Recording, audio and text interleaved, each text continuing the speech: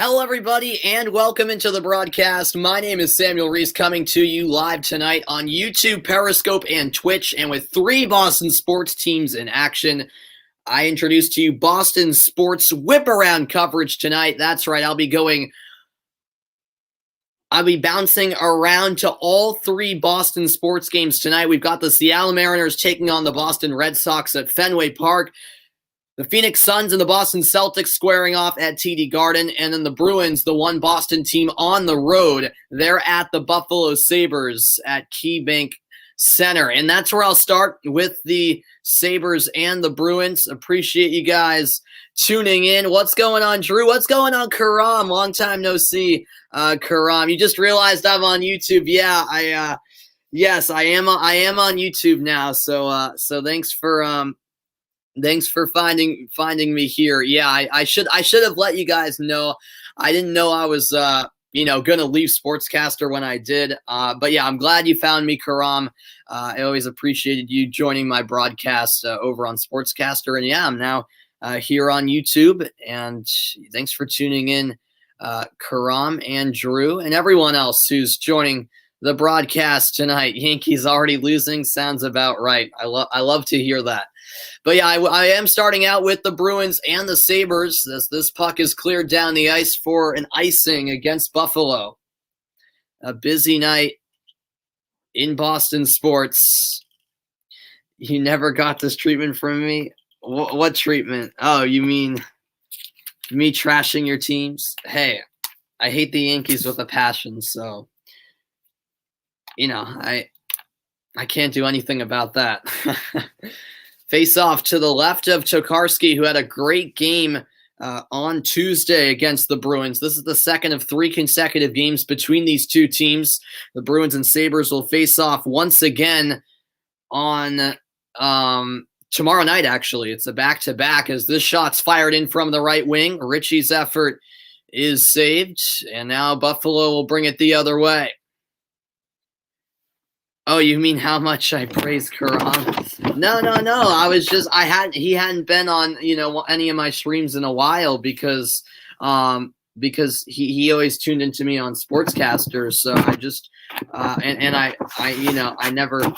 just appreciative that he found me here on YouTube because, he tuned into a lot of my Sportscaster streams. A video after the stream, possibly, man. I'll see about that. As Buffalo move it back to the right point, cross ice feed from Olofsson, and that shot saved by Swayman. Jeremy Swayman is between the pipes tonight. Tuukka Rask had a great game on Tuesday, and it's Swayman, the rookie out of the University of Maine, back in goal for the Bruins, who has played well these last few weeks, getting his first couple of starts as an NHL career. Coyle plays it in deep for Ritchie. Battle for the puck here. Yep, the Celtics do got a tough task tonight. That's for sure. And they're without Jaylen Brown as well. Yep, I'll be going over to the Celtics game shortly. I'll be bouncing around between the Bruins, Celtics, and Red Sox. It should be a fun stream. How about that Super League? Yeah, I'm glad that plan went crashing down as quick as it did in the span of 48 hours. Here comes Buffalo.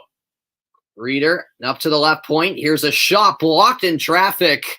And taking one for the team there was Charlie McAvoy. McAvoy's down in a lot of pain as he took that shot right to the leg. McAvoy slowly up to his skates as he continues his shift, but clearly can barely move. Another shot from the left wing, and that deflects up and out of play. And back on his knees is Charlie McAvoy. And the Bruins' best defenseman is writhing in pain at the moment. And this does not look good at the moment. Oh, man. And then he got another puck to the leg after he got back up to only make matters worse.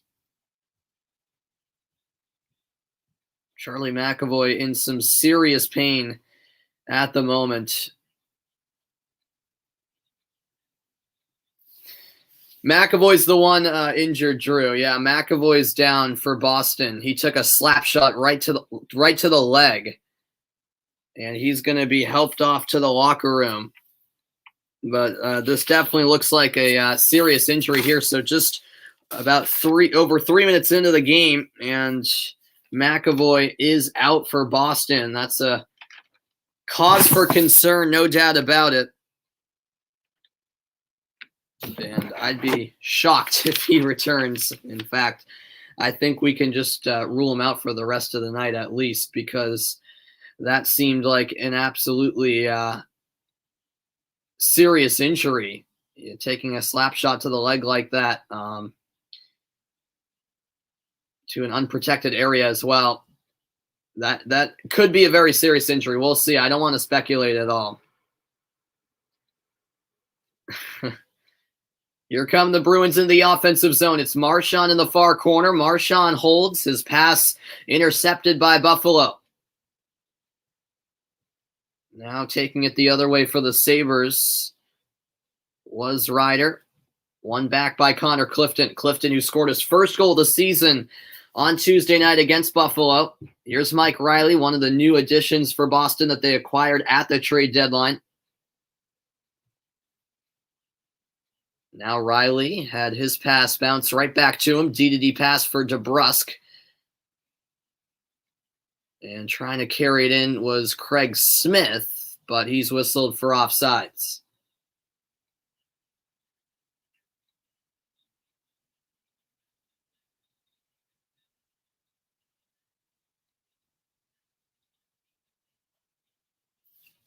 Well, for the Bruins, obviously playoff seeding is at stake, and this is an important stretch here as we get to the final month of the regular season. And these are games that they have to win as Smith goes short side. Save made, the wraparound effort denied as Taylor Hall was so close to scoring against his former team. Now a bouncing puck along the end board. Smith can't control, and now it'll be brought back the other way by Rostalainen. In deep, Steven Kampfer's there for Boston. Just over 5 minutes played. No score in Buffalo. Hall gains the line. A battle for the puck on the far side. And now a chance in the slot. DeBrusk fires it wide over to the near corner, and a blistering hit delivered as Ritchie went tumbling down. Here come the Sabres now. Cousins gains the line. Shot fired wide of Tuukka Rask's goal. Grzelcyk hits the brakes. Nice cross-ice pass to DeBrusk. DeBrusk flips it in. And getting there first was Dahlin. Dahlin ahead for Reinhart. Reinhart to the left circle. And Swayman. Sorry, I said Rask on the last shot. I'm already tripping. It's Swayman in goal tonight. Rask was between the pipes the other night as Swayman makes the save. The opportunity coming from the right circle. Bruins can't clear, though. Olofsson misfired, lays it back. The slap shot saved again. Dahlin with the chance. Swayman up to the task early. Now a pass into the slot. The redirection just wide from Jokiharju. The puck still can't escape the zone. These two teams will square off for the third game in a row tomorrow night at 7 Eastern time. As this is now retrieved by Dahlin. I'll be heading over to the Red Sox game at the next stoppage. And then I'll cycle my way over to the Celtics game. Behind the goal with is Tokarski.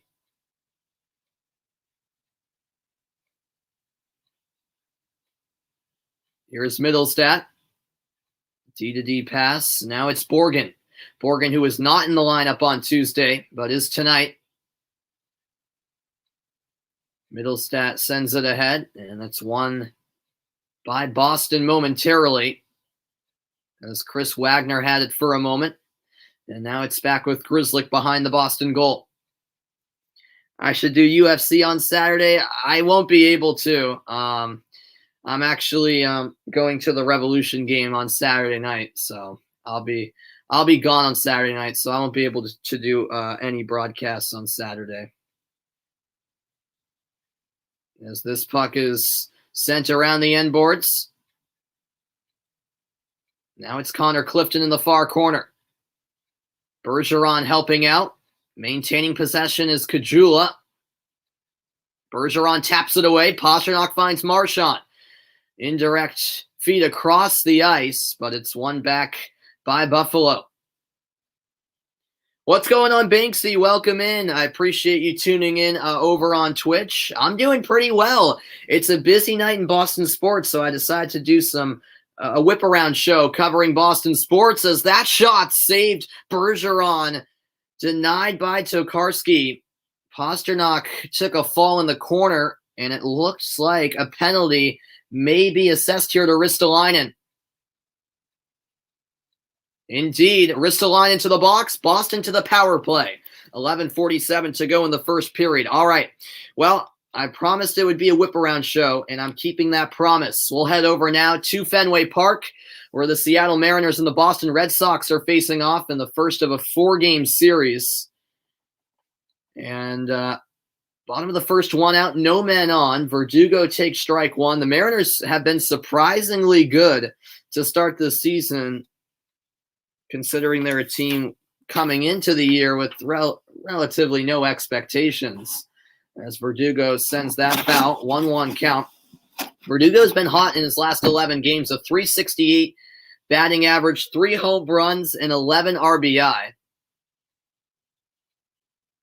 A very cold night at Fenway Park. I was actually in Boston earlier today on some college tours. And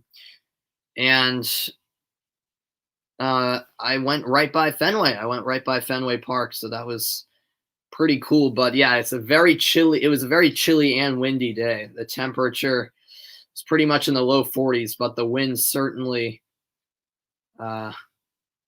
making it feel like the middle of winter, even though we're near the end of April. As Dunn delivers a ball, it didn't seem too bad of a pitch. Could have easily gone the other way. But the umpire gives Verdugo the benefit of the doubt there. Here comes the 3-1 pitch from Dunn. And that's a line drive to right field, down the line and towards the pesky pole. That ball slowly rolling against the wall. It'll be tracked down by Haniger. Rounding second is Verdugo, and he's safely into third. It's a triple to right field for Alex Verdugo as the hot streak continues for number 99. Yep, it was a fastball right over the middle of the plate, and Verdugo absolutely smoked this one. A line drive down the right field line as that ball slowly rolled against the wall. And by the time Haniger got there, Verdugo was already rounding second and easily slid into third safely. And not a bad way to get the hitting going for Boston. Verdugo's last triple came back on April 25th of 2019. That was his first triple as a Red Sox. As J.D. Martinez steps up to the plate, the number 3 hitter tonight. He sees strike one. He's batting .368 this season, 6 home runs, 20 RBI, and after an abysmal season last year for J.D., he's really got off to a great start in this 2021 campaign. The 0-1 swung on and missed. A look at power hitter MLB RBI leaders since 2018. JD Martinez with 282 leads the majors in RBI since 2018. He's tied atop that leaderboard with Freddie Freeman, and he leads the majors this season in RBI with 20. But he goes down swinging in his first at-bat tonight. Out number 2 for Dunn. And you can see that wind is certainly a factor. As we take a look at the Seattle defense, Seager is at third, Crawford at short, Moore on second, and White at first. Trammell is in left field, Lewis in center, Haniger in right, Torrens doing the catching. And as I mentioned, it is Dunn on the mound. This is the first of a 4-game series between these two teams. And Seattle making the trip out east This is the start to their East Coast road trip, in fact. 2 away, Xander Bogaerts at the plate for Boston. Verdugo 90 feet from home, looking to score the opening run early on for the Red Sox. First pitch is low for ball 1. Bogaerts is batting .385 this season, a pair of home runs, 8 RBI. The 1-0 on the way from Dunn.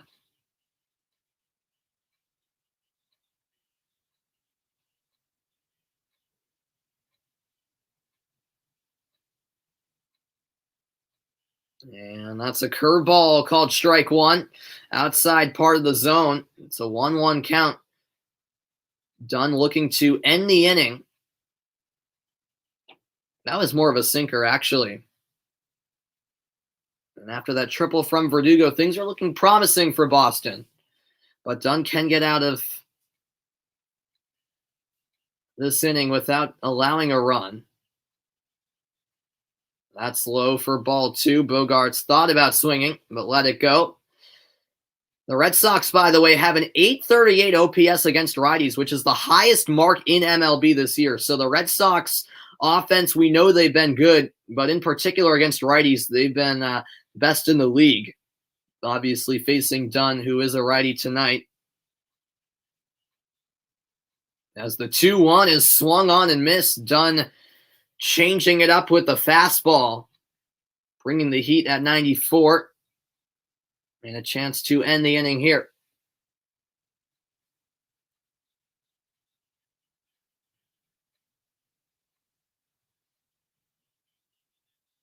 Scott Servais is the manager of Seattle. And they have been arguably the surprise of the MLB so far. Them and the Red Sox, quite frankly, as that swung on and missed. So Dunn, outside of that triple, has a relatively dominant first inning, as the score is 0-0 after 1 inning of play. The Celtics and the Suns currently at a timeout. So I will go to the Bruins and Sabres right now. Don't worry, I will get to the Celtics and Suns, but they're unfortunately at a timeout right now, and I want to cover as much action as I can. The Bruins and Sabres just out of a timeout. The Bruins, by the way, on a 5-game win streak currently, just under 10 minutes to play in period 1.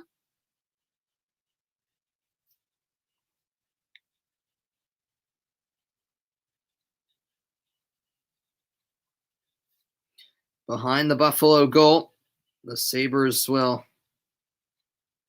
try to clear, but Grzelcyk holds it at the left point. Grzelcyk down low. Behind the goal, it's Kuraly. Kuraly shielding off the puck. Now it finds Curtis Lazar. Lazar leaves it for Kuraly. Fired from the high slot. Grzelcyk's effort denied. Shot from the right wing boards. Goes wide. Now on the rebound, Kuraly's effort deflects off the stick of Yoki Haru and out of play. But the Bruins with an onslaught of opportunities. This season against the Sabres, by the way, the Capitals are 6-1-1. The Islanders 6-0-0. The Penguins 5-1-0. And the Bruins 4-0-0. That's the type of season it's been right now. The type of season it's been so far for the Sabres. And fortunately for them, it's almost over. They can escape their misery at last. But yeah, this has been a rough season from the start. Here's Cousins, though, as the Sabres look to spark the attack. It's won back, though, by Lauzon. DeBrusk sends it up the wall.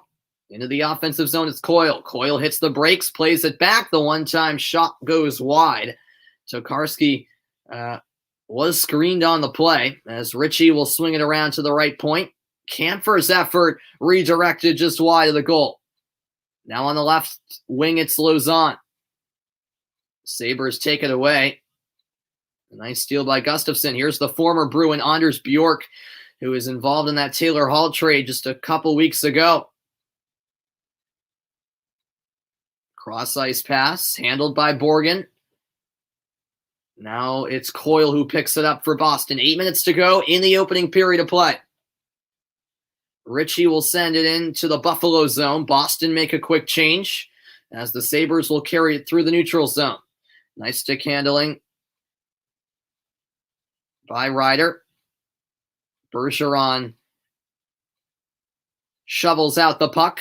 Pastrnak, cross ice to DeBrusk. Now Bergeron taps it over to the left circle with Pastrnak. Pastrnak high. The shot saved. Rebound. They score. It's Brad Marchand who puts the Bruins on the board. 7:24 to go in the opening period of play. It's Boston 1, Buffalo nothing.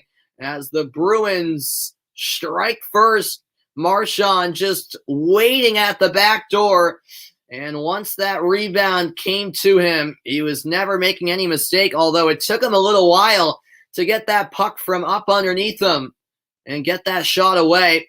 But he had enough time to get it off, and Brad Marchand scores yet again. 7:24 left in the first period. It's just the start to this game that Boston wanted.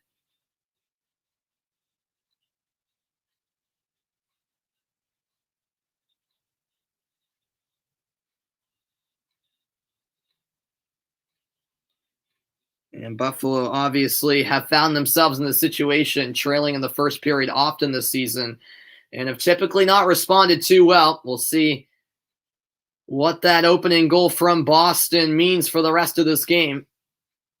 As Taylor Hall has it in the neutral zone. On the left wing, it's Riley. Hall taps it over to the right wing. Here's Dahlin. Dahlin ahead for Olofsson. Olofsson around to the left wing. Bruins win it. This is now Taylor Hall in possession of the puck. Bruins Sabres will meet for the third consecutive time tomorrow night at 7 Eastern. And Boston looking to sweep the Sabres in the season series. After tomorrow night, these two teams will meet twice more. Those two games will be in Boston actually next week. As that is an icing against Boston. Face-off will come to the left of Jeremy Swayman. 6:24 remaining in the period.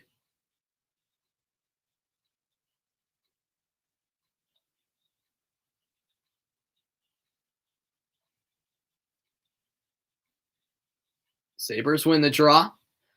Up to the left point. Dahlin sends it over to Bjork. Bjork's effort goes off the side netting. Now here's Corrali the other way. Corrali in deep for Wagner. Dahlin looking to win the battle and does so. Into space. Carrying it ahead is Rustalainen. Now in the far corner, Bjork can't gain possession of the puck.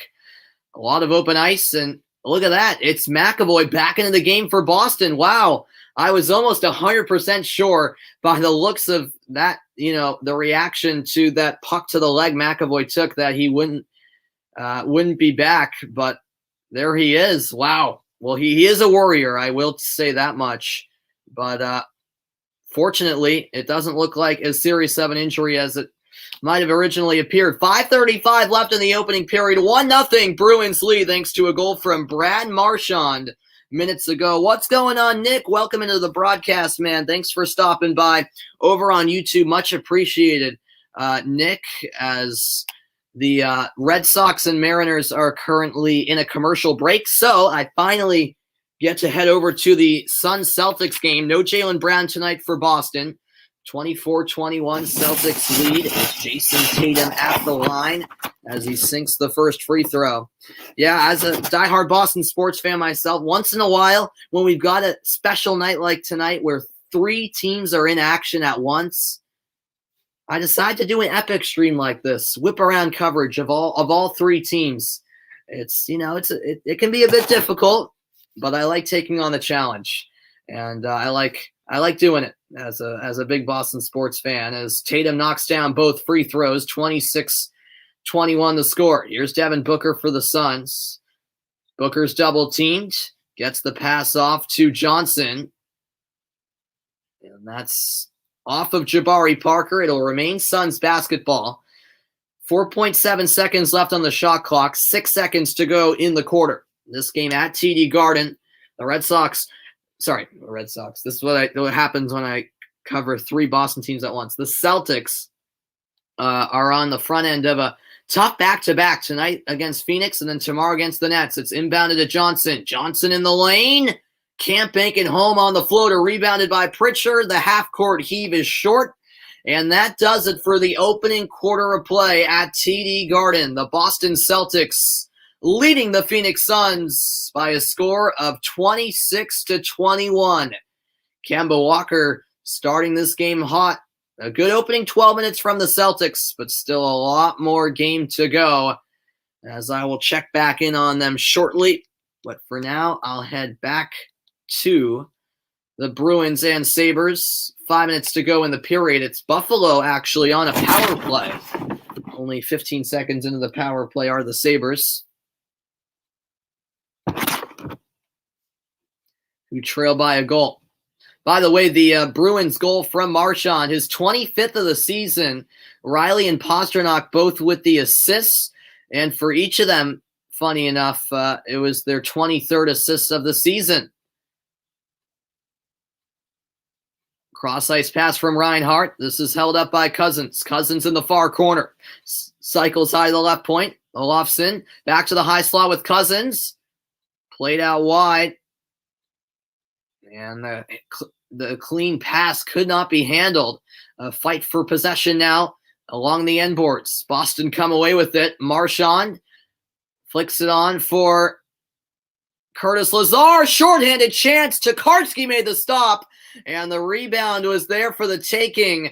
Corrali couldn't get a stick to it. And Tokarski ultimately covers up. But what a shorthanded chance that was for Boston. They scored a shorthanded goal on Tuesday, if I'm remembering correctly, against Buffalo. Lazar trying to quickly shift to the forehand and get around Tokarski, who made a nice stop. What's going on, Zachary? Welcome into the broadcast, man. I appreciate the support, guys. Thanks, everyone, for stopping by. Much appreciated, as always. Hope you guys are having a wonderful Thursday night. It's a great night if you're a Boston sports fan. We've got 3 teams in action. Hopefully all of them can get W's tonight.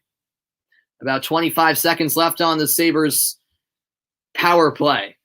You're getting confused at what game I'm commentating? I know, Karam. I know. That's why I don't do these type of broadcasts too often, because it can be confusing for the viewer. But once in a while, I decide to do it because why not? I like to spice things up.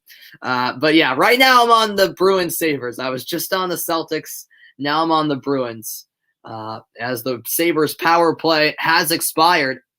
And so we're back to 5-on-5. McAvoy was, by the way, the one penalized, as gaining the line was Clifton, who lost possession right after he entered the zone. Now it's back in the Boston end with Taylor Hall. Smith taps it forward. Grzelcyk over to Hall on the right wing. Hall shot closed off short side as Tokarski makes the stop with 3:07 remaining in the opening period of play. Well, the Bruins in transition have had some good looks. Hall was looking to go 5-hole there, short side. Tokarski's made some nice stops so far. The Bruins with no shortage of opportunities in this opening period. Yeah, you're spot on, Karan. There is an alternate channel for NESN. Yep. So the Red Sox are on NESN and the Bruins are on NESN Plus. Yeah. So NESN Plus is the backup channel. Yeah, that was a good catch. Yeah. With the whenever the Bruins and Red Sox play at the same time, they do have to put one of them on NESN Plus, which is basically the backup channel, the alternate channel. So yeah, basically, whenever it's the regular season, whenever the Bruins have a regular season game and they're on at the same time as the Red Sox, they always put the Red Sox in NESN and the Bruins on NESN Plus. But if it's a playoff game for the Bruins, then they'll put the Bruins on NESN and the Red Sox on NESN Plus. That's usually how they do it. So for the usually always whenever the Red Sox and Bruins play at once, they prioritize the Red Sox and the Bruins get bumped to NESN Plus unless it's a playoff game for the Bruins, and then they'll put them on NESN. But yeah, it happens quite often too. In the months of April and May, pretty much. Yeah, it happens quite a bit because the Red Sox are pretty much on every night. So at the tail end of the regular season, the Bruins are often bumped to NESN Plus, which isn't a big deal for me because I have the channel. But I know some people who don't in the Boston area that are Boston sports fans, which stinks. As this is played to the near corner, Buffalo move it up the wall. Now it's sent down low by Asplund. 2 minutes to go in the opening period. And once the first period comes to a close, I'll jump over, check on the Red Sox, and then move on to the Celtics once more. I'm basically trying to go in a cycle here, trying to go to each game about in equal amount. I try my best. As offsides is Coyle. 1:42 remaining in the opening period of play. Brad Marchand with the opening goal in this game. Marchand exchanging some words with Middlestat, and Middlestat's being sent to the box. So we've got a Sabres penalty being assessed. And yeah, Marchand was going at it with Middlestat right in front of the Buffalo bench. You gotta love it. And then Anders Bjork, who is Marchand's teammate just 2 weeks ago, having to separate the two. They'll actually both be going to the box. Okay. They first showed Middlestat, but yeah, based on the altercation that they showed on the replay, it seems like both of them being penalized is fair. So it'll actually be a 4-on-4, which will carry over into the second period. Bruins win the draw. Here's Mike Riley. Shielding the puck is Charlie Coyle. Coyle takes to the goal line. Now moving into the slot, but has it picked off by Kajula.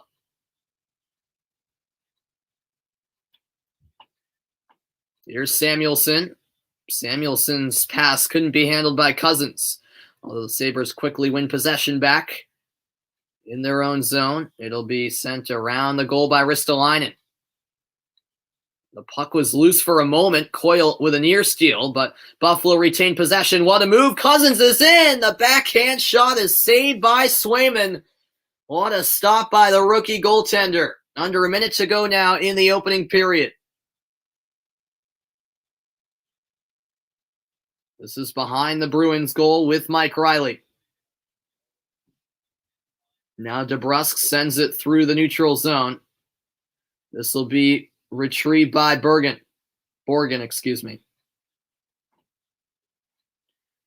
Borgen, a D-to-D pass, now behind the Sabres net. 30 seconds to go in the period. Tape to tape, it's Reinhart. Now it's dropped off by Olofsson. The wrister just wide of the goal as the effort came from Borgen. Back into the neutral zone, the Sabres quickly re-enter. Is there one last opportunity before the first period ends? Grzelcyk up the wall, and time runs out in period one.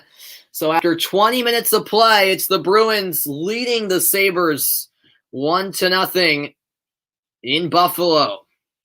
Yeah, Jabari Parker has been a good addition for Boston, for the Celtics for sure. Yeah, I was surprised too. You know, he only had like 14 points all season with the Kings. You know, he's pretty much been, you know, he's pretty much had a season where he's been. I think he was dealing with an injury in Sacramento, and then he wasn't playing that much, and then the Celtics picked him up, and yeah, so far he's definitely been a good addition for sure. Yeah, the Kings are a mess. That is very true. All right, the Bruins are at the first intermission. Let's now head. Well, the Red Sox are also in a commercial break, so let's check on the Celtics. Early second quarter, and they lead by 14, 35-21 the score. And right as I say that, Chris Paul knocks down a triple.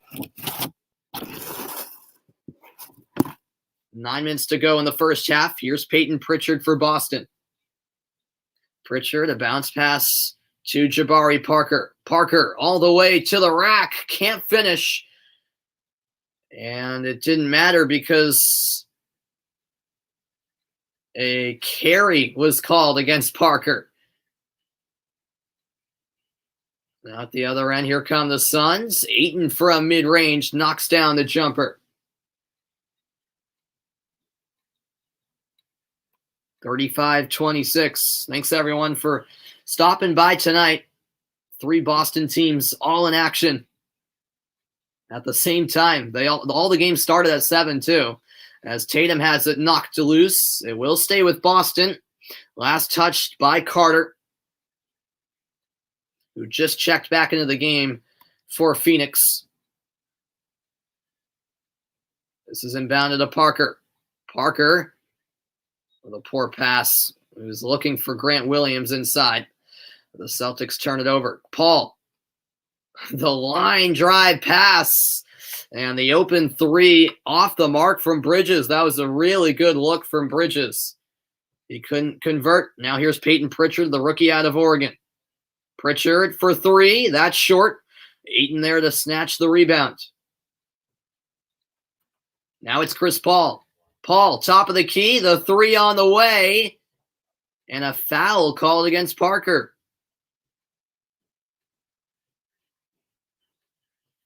.802 left in the second quarter. The Celtics with the lead. Let's go back to that carry they called against Parker. I don't know how that was a carry, to be honest. But Paul does head to the line. 2 free throws on the way. And the first one gets the lucky bounce. 35-27. The Suns, I think, a legit contender in the West based on how much I've seen them. Chris Paul, 15.9 points per game this season. He knocks down his second of 3 free throw attempts.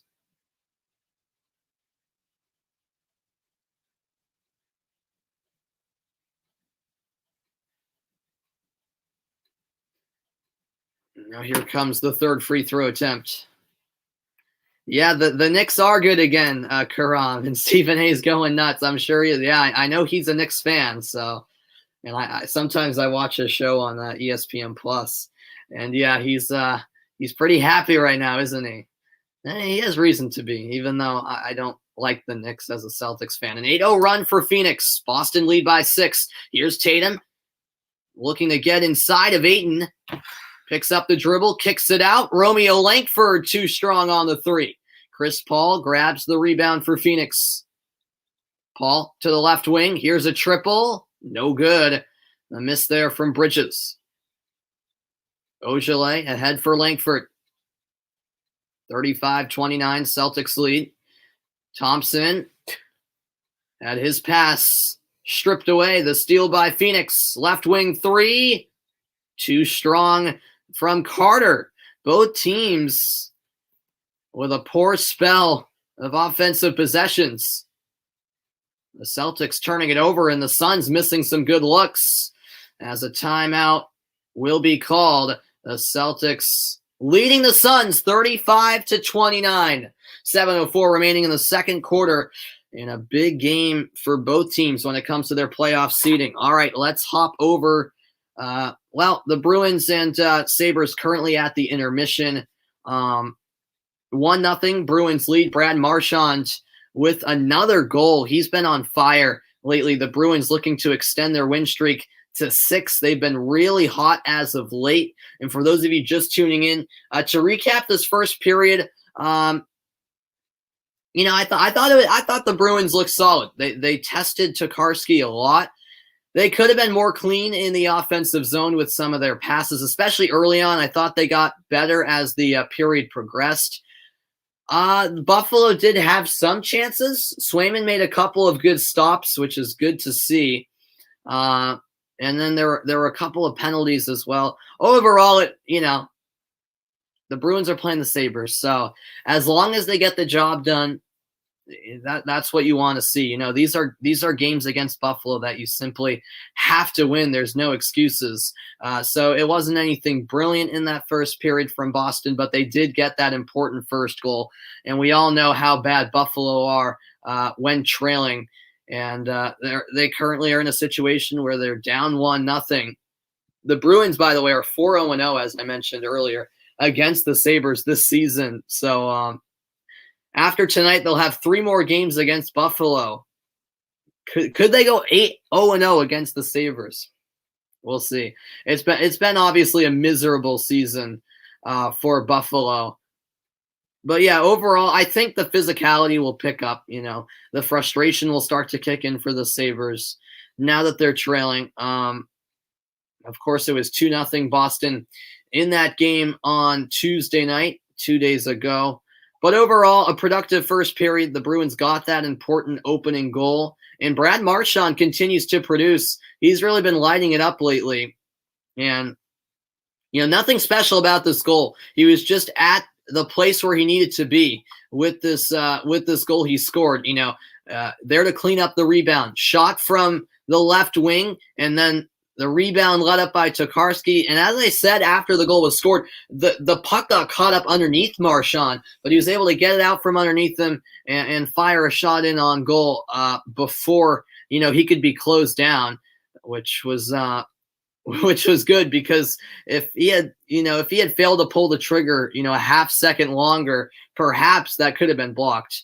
But in the end, Marchand was able to put it in, as Tokarski couldn't get back into position in time. The 25th goal of the season for Brad Marchand, who continues to have a very productive season, and he'll need to be producing as he is right now come playoff time for this Boston team, who have at times in the season have had a really difficult time scoring 5-on-5 goals.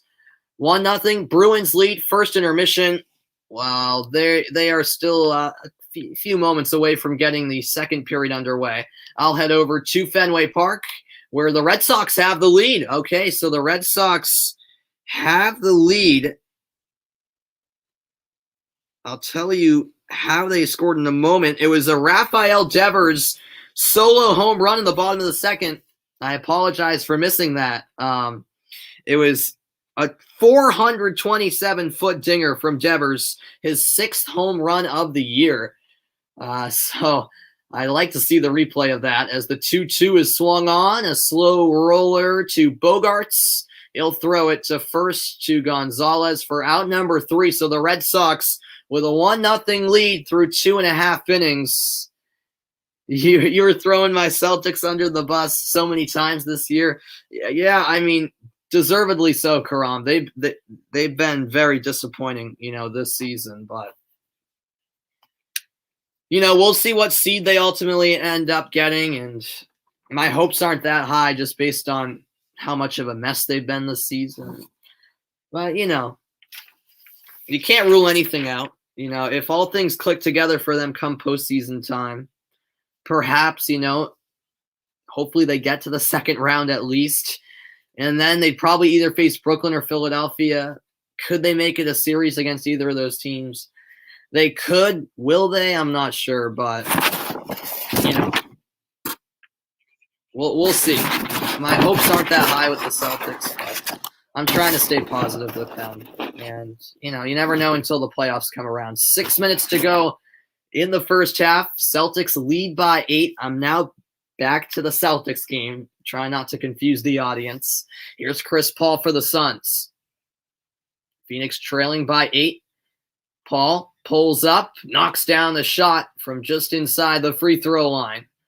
6-point ball game now at TD Garden. Here's Marcus Smart for the Celtics. Paul, by the way, with 12 points for Phoenix so far in this first half. Walker on the drive, kicks it to the corner. Langford gives it up to Smart. Nice hesitation, but an air ball 3. Ayton pushes it ahead to Booker. Booker all the way in and lays it in with the left hand. It's a 4-point ball game as the Suns are storming back here in the second quarter. It's a 12-2 run for Phoenix in the last 4 minutes. Here's Smart again.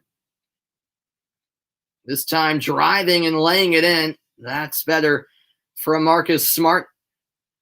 39-33, 5 minutes to go in the half. Paul on the right wing, screen set by Ayton. Chris Paul defended by Thompson. Paul backs it up. 6 to shoot, the 3 on the way. It rims out. The rebound eventually claimed by Aaron Nesmith, the rookie out of Vanderbilt. Nesmith to the corner. Langford, the pump fake, drives the baseline. Floater won't go. And the tip on the rebound from Thompson, no good either. Phoenix shooting 4 of 11 this quarter. Boston 5 of 14. Booker guarded by Langford. Pulls up from the free throw line. That's short. Thompson there for the rebound. A rather low-scoring first half so far, and second quarter in particular, as Walker was on the drive, a kick ball called against Bridges. It will stay Boston basketball with 4 minutes to play in the half.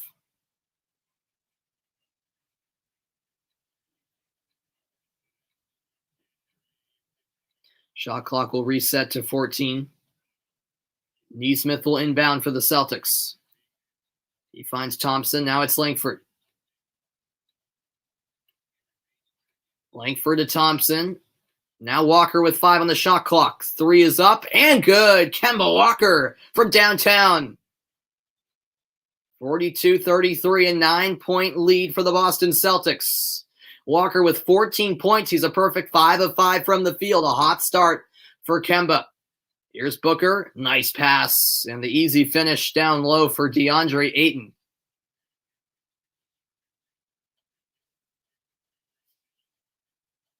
Smart cross court for Walker. Walker. Nice pass to the corner. Nesmith with the triple. It's back-to-back threes. The Boston Celtics reclaim a double-digit lead, 45-35, with 3 minutes to play in the half. The Suns will try a 3 of their own. That's short on the effort by Payne. Smart across for Nesmith. And a miscommunication there as the pass to Langford was off the mark. Boston turned it over. Yeah, but Walker has looked really solid so far on offense, both knocking down shots and being a playmaker. Here is Devin Booker. Booker knocks down the jumper. Walker went down looking to draw the offensive foul, but nothing was called as Booker gained separation and made no mistake on the shot. 2.5 to play in the second quarter. Walker splits the defense. Walker all the way in. The scoop and score. Kemba Walker with his full skill set on display tonight. 47-37. Now at the other end, Payne high off the glass, no good. He was contested by Thompson. Walker finds Smart. Marcus Smart, full steam ahead, lost the handle, but a foul is called against the Suns. Let's go back to this Walker basket. What a move to get to split the two defenders and then the scoop and score. That's just brilliantly done. 2:07 to go in the half. Langford inbounds to Thompson. The ball now in the hands of Smart, who's guarded by Booker. Walker, another 3. No, not this time as Ayton collects the rebound. Here is Booker for Phoenix. Smart rolls off the screen. And an offensive foul is called. Kemba Walker taking the charge. He's doing everything right now. Walker stepping up, getting set, and taking the charge. He has been fantastic in this first half, and here is he with the ball. He'll get it back from Thompson. Now it's Smart. Smart underneath the hoop, kicks it out. Walker the fake. 5 on the shot clock, pass down low. Thompson double teamed, has to put it up. Air ball, and it lands in the hands of Nesmith, but the time runs out. It's a shot clock violation. Let's take a look at the game leaders, scoring leaders. For Phoenix, it's Chris Paul with 12 points. For Boston, it's Kemba Walker with 16. Ayton has 5 rebounds. Thompson has 7.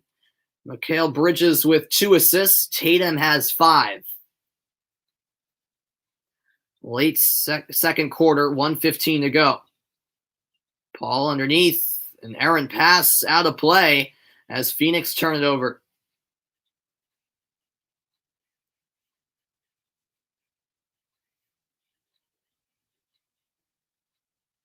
Turnovers this quarter, 7-6 Boston. It's a low-scoring game for a reason. It's been a bit sloppy as Smart pulls up from 3, no good. And on the rebound, Thompson saves it, but it goes right to Ayton. Booker, cross-court for Paul. A foul called against Nesmith. I'd like to see that again. Nesmith arguing he got all ball. Let's see it again.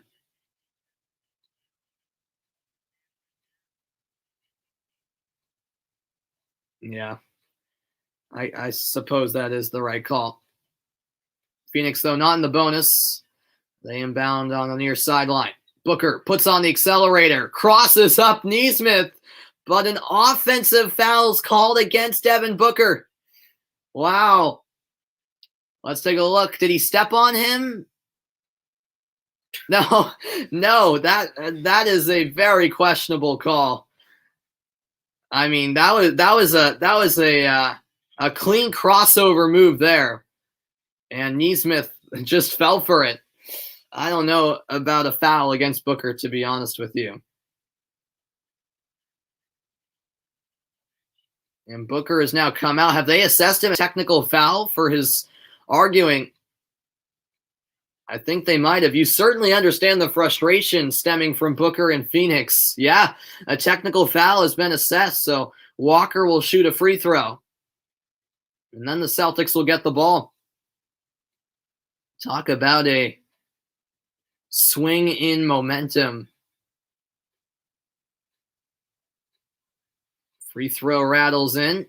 And now the Celtics will get a brand new possession with a fresh shot clock. 48-37, Celtics by 11. Can the Boston Celtics finish the half strong? Crossover move. Walker all the way in, lays it in with a left hand. Walker's been putting on a show in the opening 2 quarters, and he's not slowing down. 50-37, Walker with 19 points in this first half. Paul double teamed, the steal by Smart, and now it's claimed by Thompson. Walker to Nesmith, the 3, no. Rebound collected by Smart underneath. Now it's back up top with Walker. The crowd is on their feet at TD Garden. 5 on the shot clock. Walker finds Nesmith. Another 3. This time it falls. Aaron Nesmith from downtown. The Celtics have their largest lead of the night. 53-37. 2 seconds left in the half. Paul has to put it up and does. No good, as that was wide right. And the Celtics end the half strong. Kemba Walker putting on a first half show. 53-37. It's a 16-point lead at the break for the Boston Celtics. Still a whole nother half to go, but 50% of the job done for Boston against one of the best teams in the NBA. All right, well, they head to halftime. Let's check on the Bruins. They should have started the second period, and they have. Early second period between the Bruins and the Sabres. 1-0. The Bruins do lead. And a chance there for Boston. Nick Ritchie's shot was saved. And now we have a penalty on the way against Buffalo. It looks like Ristolainen here will be going to the box. Let's confirm. Yeah, Yep, it is Ristolainen serving 2 minutes in the box. He was penalized back in the first period. It's the second penalty of the night for Ristolainen. Oh, yeah, he just took down Kampfer. That's a penalty that's clear as day for the officials. But before that opportunity for the Bruins, Cousins actually had a chance for the Sabres before I turned over to this game. Back to this game, but Swayman made a nice stop. The Bruins 0 for 1 on the power play tonight. And that puck deflected into the Bruins bench. As Grzelcyk was in the area, the faceoff will come in the Buffalo zone. Just 14 seconds gone on this Bruins power play. Thanks everyone for stopping by tonight. Face-off won by Buffalo. That puck caroms off the boards all the way down to the stick of Swayman. Swayman will leave it for Grzelcyk. Grzelcyk ahead for Pastrnak. Now it's Bergeron. Indirect pass, no one there. Although it's saved at the line. Ritchie down low. Pastrnak sends it in front. Reeder stabs it away. Save made on the effort from the right wing by Brad Marchand, who's seeking a second goal. Here's Marchand. Pastrnak stick broke on his one-time effort. Now it falls to Marchand. Bergeron back to Marchand. Grzelcyk to Pastrnak. Now it's Marchand on the right wing, I should say. And finally, the Sabres managed to clear just over midway through the Boston power play. This is all the way back to Jeremy Swayman.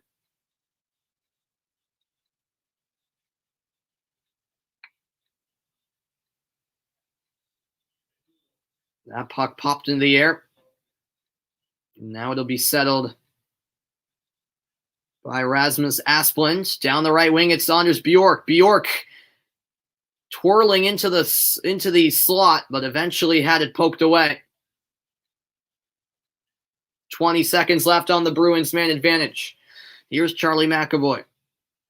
It's good to see that injury he picked up early in the first period wasn't anything serious. McAvoy takes the puck to the corner. Ritchie looking to help out. Now the puck sweep to the right point. Krejci's pass couldn't be handled by DeBrusk. Here comes Buffalo, a 3-on-2. Shot from the right wing, saved by Swayman. And on the rebound, it was put wide by Bjork. Bjork tracks down his own rebound. 4 minutes gone in the second period.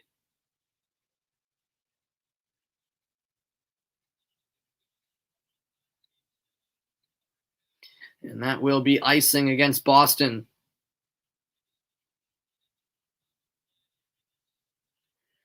Yeah, well, right as the Buffalo power play expired, the Bruins were right as the Boston power play expired, the Bruins were making a change, and then the Sabres nearly punished them at the other end. Mittelstadt had a really good look from the right circle, but Swayman was there to deny Buffalo of their first goal. 15:48 remaining in the second period. Buffalo win the draw. That shot off the face-off win goes wide. Here's McAvoy along the end boards. Closed down. Now has it taken away by Reinhart.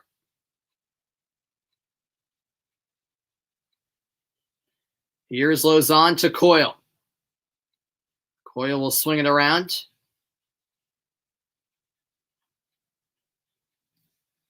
One back by Buffalo. Self-pass by Dahlin. Dahlin, centering pass, finds Olofsson. And now Riley gets there for the Bruins. Clifton taps it ahead to Corrali. Corrali combining with Curtis Lazar. Now it's sent in deep. There to handle it is Tokarski, the netminder for the Sabres. Dahlin back for Yoki Haru.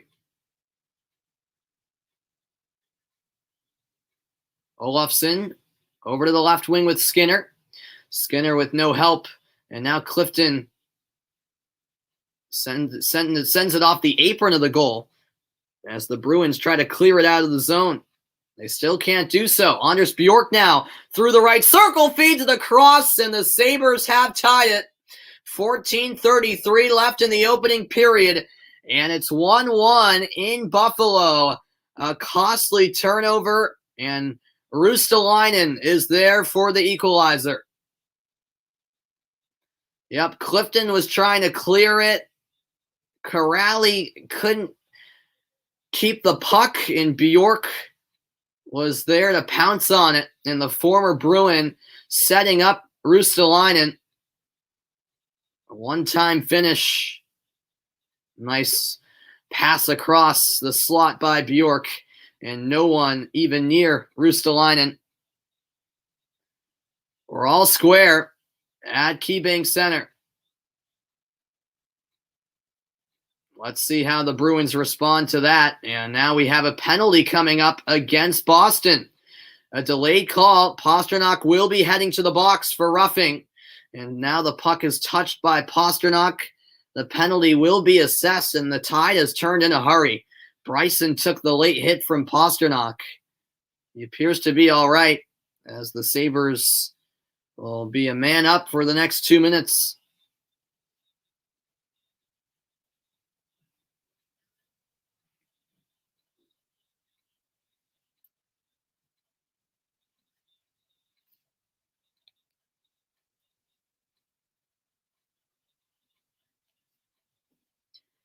Yeah, it was just a little above the numbers, that hit from Pastrnak. I said roughing. I meant to say boarding. I apologize. As the faceoff will come in the Boston zone due to the penalty against the Bruins. Buffalo's power play 0 for 1 tonight. They didn't generate a single shot on their first power play. Will that change here? In the high slot, it's held by Dahlin. Dahlin gets it back from Reinhart. Dahlin holding in the slot. Reinhart once more. Dahlin to the left circle. With it is Reinhart. No, rather Cousins. Cousins cross ice. And Wagner got in the way of that pass as it deflected off his skate. Still in the offensive zone for Buffalo. The puck claimed in the far corner by Cousins. Here's a chance in the slot. Fired just wide. The opportunity was there for the taking.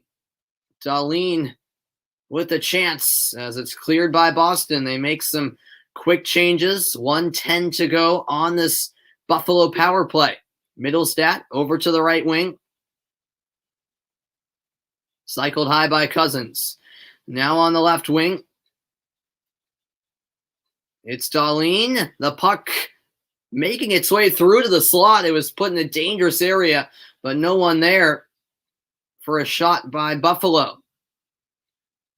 That's batted out of the air. Middlestat looking to control. Now along the end boards, Mike Riley for Boston is there. Sabres win it back, but the centering pass will be sent all the way back to the Buffalo goalie, Tokarski.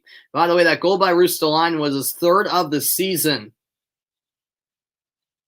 Bjork, the former Bruin, with the assist on that game-tying goal. 1-1 is the score. 20 seconds left on the Sabres power play. And once again, the puck escapes the zone for Buffalo. They're running out of time, as Tokarski will leave it for Jokiharju. Entering is Ristolainen, the goal scorer. Jokiharju could not save the puck at the line. And with 1 second left on the Sabres power play, offsides is called against Buffalo.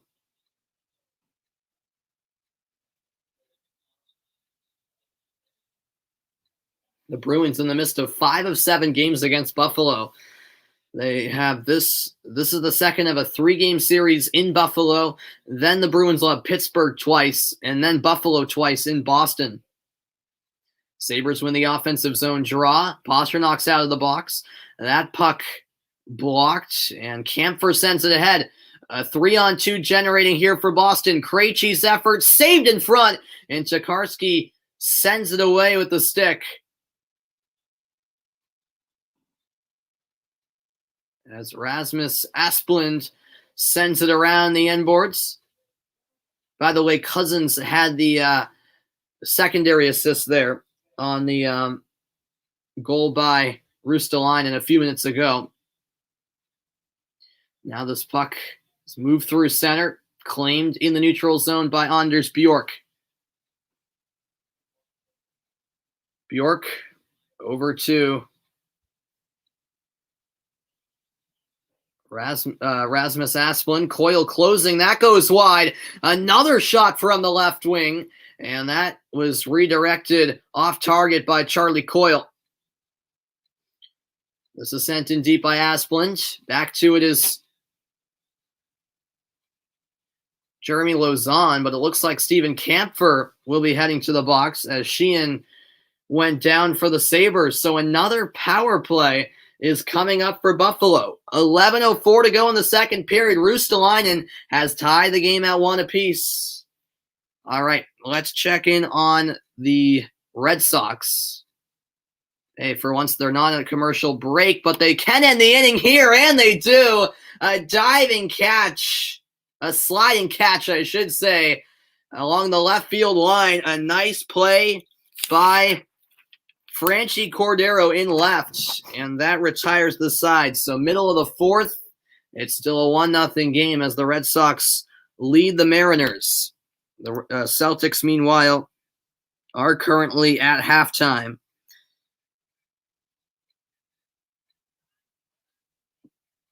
And the Celtics have a 53-37 lead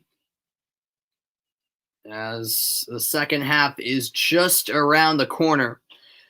The Celtics ended the half strong. Hopefully they can have a good second half showing, but they're still a few minutes away from the second half getting underway. So I'm going to step aside for a quick moment. When I return in about 30 seconds, I'll get you back out to Buffalo where the Sabres and Bruins are tied 1-1.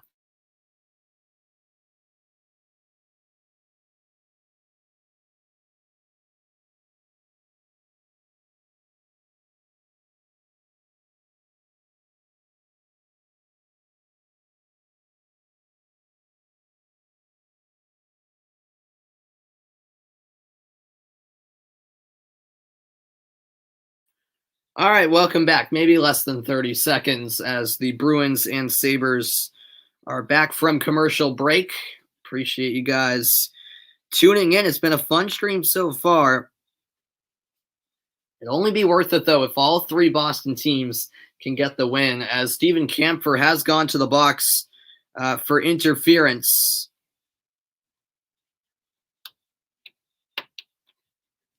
And so another penalty that could be costly against the Bruins. Sabres looking to make the most of this power play. They're 0 for 2 so far tonight. Can they change that here about midway through the game? This is brought into the offensive zone by Middlestat. Now on the left wing, it's Cousins. To the left point, it will be sent around by Dahlin.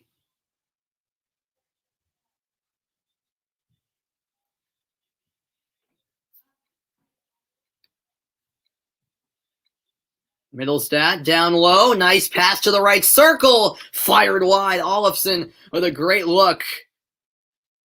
Now it's Olofsson on the right wing for the Sabres. Into the high slot.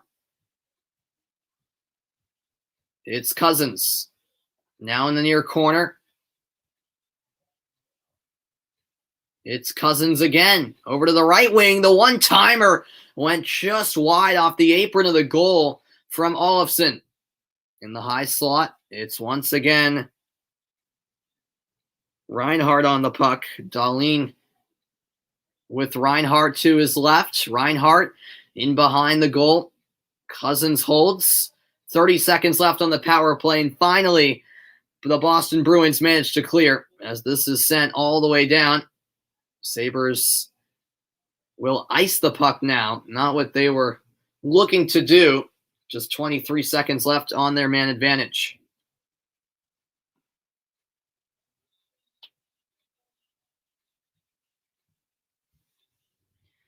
Yeah, what a look that was for Olofsson. I thought the shot went wide. It actually went over the crossbar. And then after bouncing off the end boards, went off the apron of the goal. As the Sabres win the defensive zone draw. Dahlin Drops it back for Ristolainen. Now it's moved through the neutral zone. Taken away by Corrali. Corrali through the slot. Glove save, and covering up is Tokarski. 9:02 to go in the second period. It's a 1-1 game between the Boston Bruins and the Buffalo Sabres from upstate New York. All right. Well, while they had the commercial break, let's go back to the Red Sox. Every time I've gone to them, they've either been in commercial or the inning ends right as I switch to them. So here we go. Yep, bottom of the fourth. A man on first, and Devers taking off for second is safe. A successful steal for Rafael Devers. And already a runner in scoring position for the Red Sox with no outs in the bottom half of the fourth inning. The last stolen base for Devers was back on June 5th of 2019. That was a long time coming for Devers to steal a base. 1-0 count. Meanwhile, at the plate for the Red Sox is Christian Vasquez. He's in the sixth spot tonight. Boston leading 1-0. I should say the Red Sox. I have to call all the teams by their nicknames tonight because I'm covering all three Boston teams in action. Vasquez was 0 for 1. He grounded out in the second inning. Ball 2 delivered by Dunn. 2-0 count. Here comes the ensuing pitch. Dunn, his pitch count at 66 so far. The Red Sox looking to add on to their 1-run lead here in the fourth.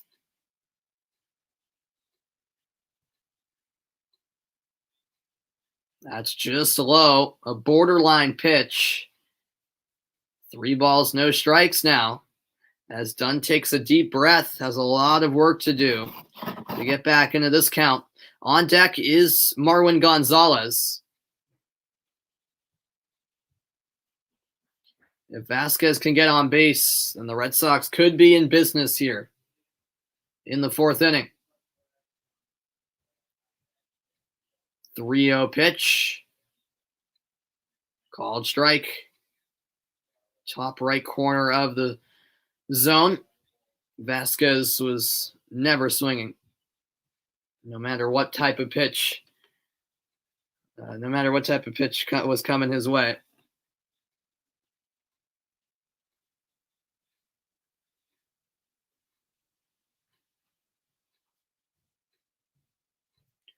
Now a 3-1.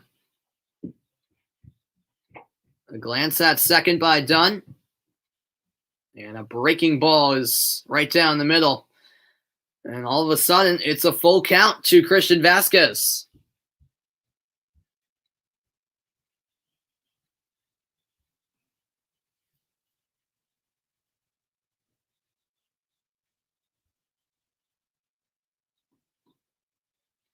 Devers on second, 70th pitch of the night, coming right here from Dunn.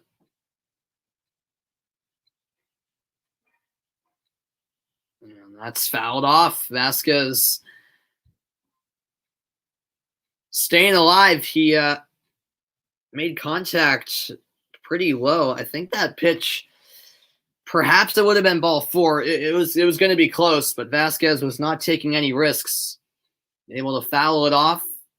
As this at-bat continues, Devers patiently on second for the Red Sox. No outs here in the bottom of the fourth.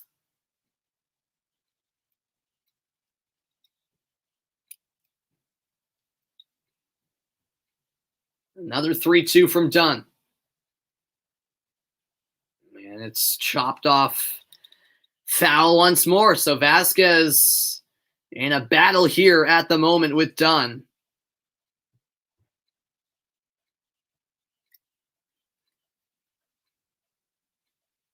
The Red Sox, a 12-7 record. The Mariners, surprisingly, with an 11-7 record.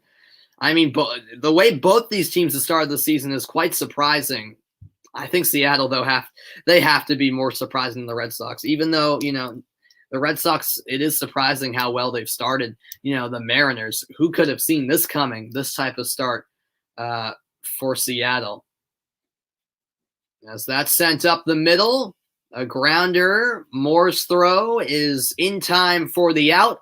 Advancing to third is Devers. So one away in the fourth, but Devers is now 90 feet away from home as the Red Sox are on the verge of doubling the lead. This will bring up Marwin Gonzalez. He's 0 for 1. He popped out in the second inning, first time up at bat.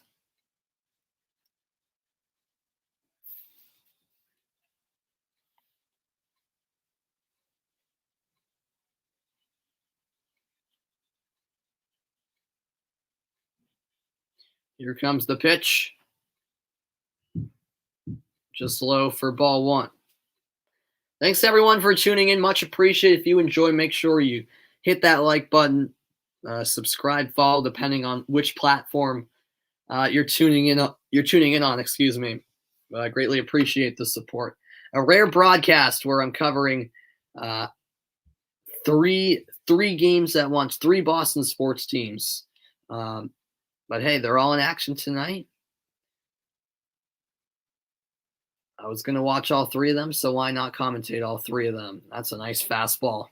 Swung on and missed by Gonzalez. The count even at 1-1.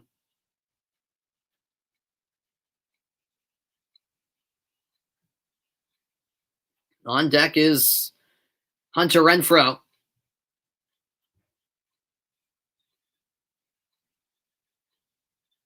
A slight shift on from Seattle, although Seager remaining on third as Devers is there for the Red Sox. That pitch. Did it hit the foot of Gonzalez? Let's see. Let's look back at this replay. Did this hit Gonzalez? Absolutely. Yeah, that's a hit by pitch. Absolutely. So I thought that's what the umpire signaled. And by the way Gonzalez reacted, he was clearly in some pain. And yeah, they did get the call right. So Gonzalez takes his base. So now runners on the corners for Boston, and still no outs. It's 1 out for the Mariners. But the Red Sox could be in real business here as this brings up Hunter Renfroe to the plate. 75 pitches so far for Dunn.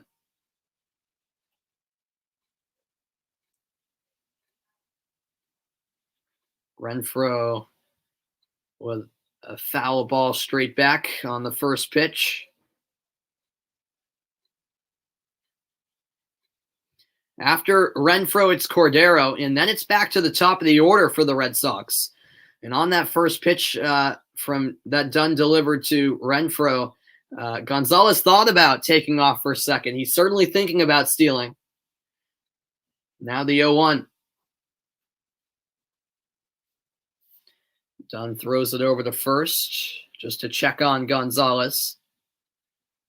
He's had 2 stolen bases on 2 attempts. He's not the type of guy that, will take off often at all, but the situation currently lining up for him that he could certainly go for second if he would like. Renfroe's 0 for 1. It's been a quiet night offensively for both teams, but that could change here in the 4th inning for the Red Sox. That's fouled off.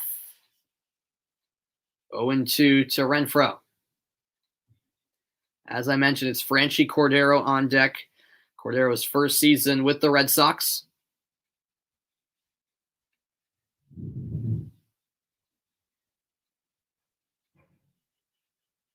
Another throw over to first by Dunn.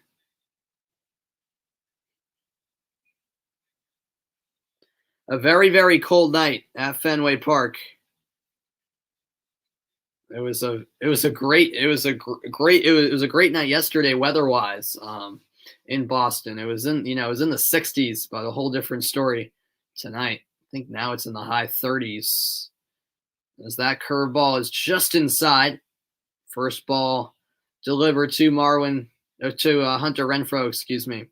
Marwin Gonzalez is on first. Rafael Devers on third for the Red Sox.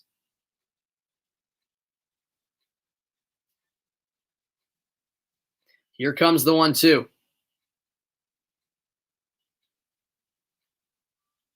That's driven to right. Marwin Gonzalez will move to second and over to third. Devers scores for the Red Sox, and Boston have taken a 2-0 lead. Once again, runners on the corners as Renfroe delivers an RBI single to right. A four-seam fastball right down the middle. And that was a line drive to right field by Renfroe. Delivering when he needed to most. And Gonzalez able to advance 2 bases. The slide into third just in time before the throw came in from Haniger to Seager. And still just one out here in the 4th inning. The Red Sox have doubled the lead. Franchi Cordero at the plate.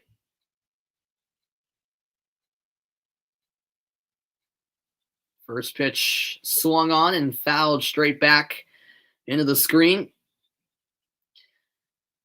Cordero's 0 for 1 with a ground out in the 3rd.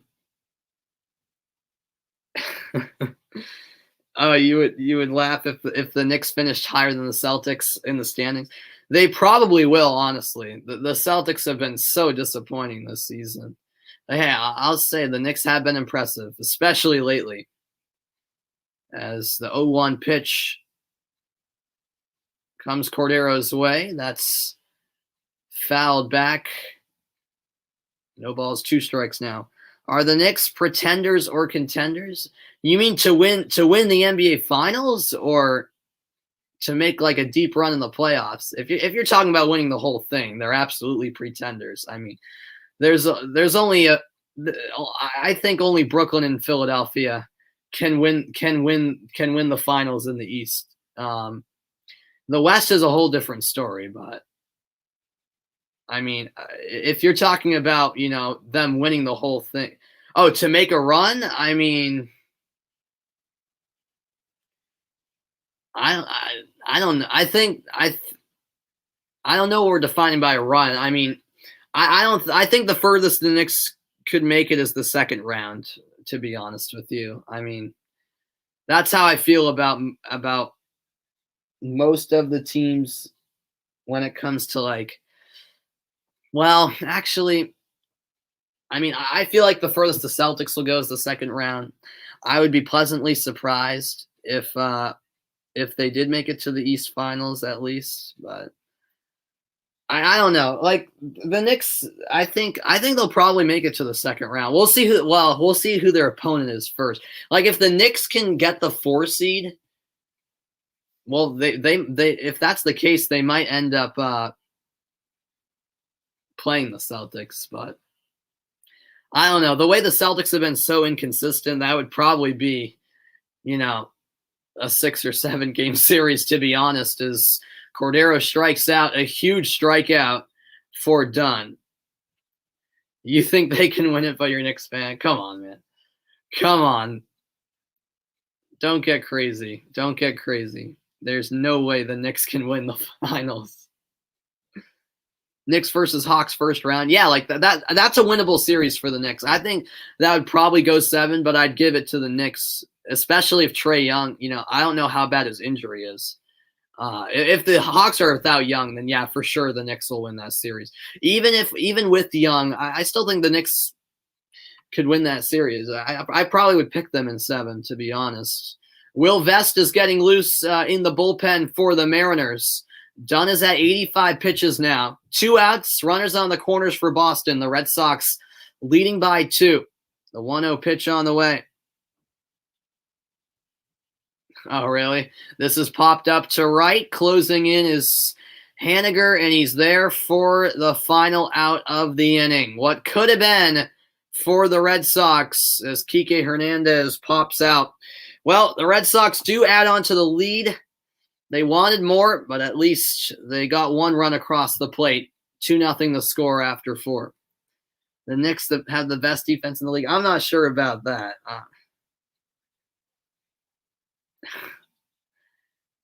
I'm not going to finish the sentence. I'm not. I know the saying. Offense wins games, defense wins championships. But, I mean, you need good offense and defense to win a championship, let's be honest. As I head now to the Celtics Suns, 68-53. The Celtics leading by 15, 4:35 left in the third quarter. Walker finds Thompson. Now it's back with Kemba. His three, in and out. Ayton there for the rebound. Paul, nice feed inside, and it's finished. The layup is good. Nicely done by Payne. No, rather, excuse me, that was Bridges. 68-55 and a timeout called by Brad Stevens. 4:23 left in the third. Phoenix perhaps on the comeback. All right, I'll now go to Buffalo as the Celtics as the Celtics have the 13-point lead. The Bruins also are in the lead. So the Bruins scored while I was away. How about that? 2-1 Bruins lead. I'll get you the goal score in a minute. But right now, with under 3 to go in the second period, the Sabres have yet another power play here. They've had power play after power play. Well, yeah, there's no doubt that the Knicks, a big reason why, they are where they are in the standings is because of their defense. But yeah, the offense is where I have questions. What's the Red Sox streak? They're not on a streak right now. They lost last night, but they're currently 12-7. So since that 0-3 start, they've won 12 of their last 16 games. So they're 12-4 in their last 16 games. And this is their first game against Seattle. Right now I'm with the Bruins and Sabres, not to confuse the audience right now, as this puck is retrieved by Bryson. 2.5 to play in the period, about halfway through the Buffalo power play. Bruins lead 2-1. I'll get you the goal score as soon as I can. Here's Rostalainen crashing into the boards, backhanded into the slot, and it's covered up by Swayman in the crease to halt play. All right, let me find out who scored for the Bruins.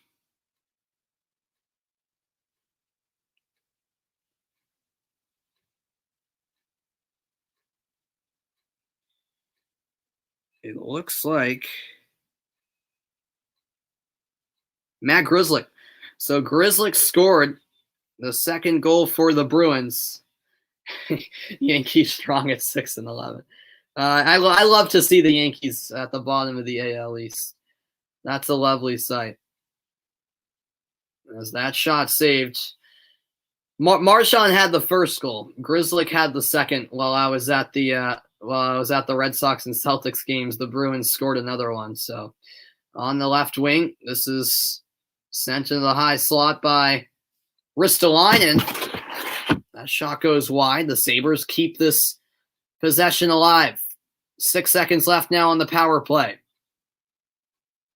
It's now on the right wing, held up, and now sent in the slot. Swayman covers up. There was a chance at the back door for Skinner. And the power play is over for the Sabres. So the power play has ended for Buffalo. What was that? Their fourth power play of the night, and they've been unsuccessful on every one of them. Bruins lead by a goal, late second period. 93 seconds to go.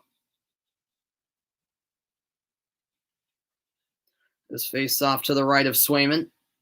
Won by the Sabres. Here's Kajula.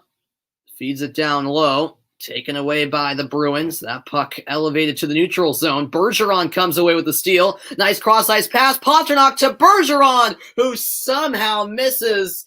He had an empty net to shoot at. I believe there was a stick that got in front of the shot. I think that was Dahlin who came to the rescue for Buffalo. Yep. Dahlin with the block shot. Wow. And he wasn't even looking. He just twirled around, was hoping for the best and somehow got his stick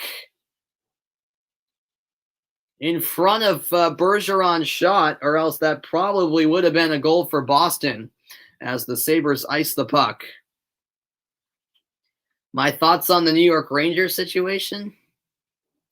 Not much to say about them. I mean, there's still a lot more work to do before they can be a legit team in the East. I mean, I will say it's a really good East division, but the Rangers have been struggling, lately. I think they're still fifth in the East, and that's only because the Flyers are absolute garbage this season.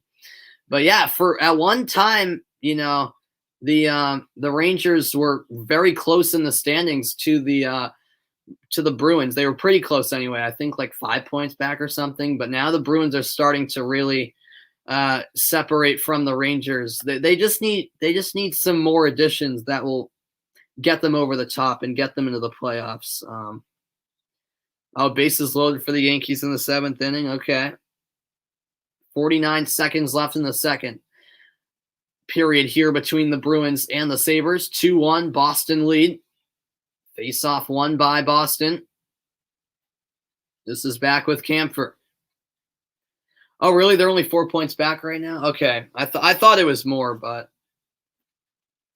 as Coyle sends it in front, Corrali shot saved by Tokarski. Absolute mayhem in front of the crease. Half a minute to go in the period. Can the Bruins get a third goal? This is back with Coyle. Coyle's effort blocked. Getting in the way was Olofsson. Bruins keep it in the zone. That taken away along the end boards. And now moved ahead into the offensive zone. The Sabres can't maintain possession. And now this is fired the length of the ice. Gloved by Tokarski, and time runs out in period 2. 2-1. The Bruins lead the Sabres. Matt Grzelcyk's goal has put the Bruins back in the lead. Oh, the Bruins are 6 points ahead of the Rangers right now. But the Bruins have 2 games in hand, Drew. So it's essentially the Bruins are essentially 10 points ahead because they have 2 games in hand on the Rangers. So yeah, I thought they were pulling away a little bit. I mean, the Rangers they got to have the Bruins, lose, and right now the Bruins are looking sharp. So I don't know if that's going to happen. But they're playing the Flyers right now. Cool. All right, the Red Sox Mariners in a commercial break. So I'll head now to the Phoenix Suns and the Boston Celtics. It's a 73-63 lead for Boston. Celtics up by 10 with 1:39 to play in the quarter. Late third quarter, Marcus Smart at the free throw line. He sinks the first shot. Oh, did Odor deliver with the bases loaded? Dang it.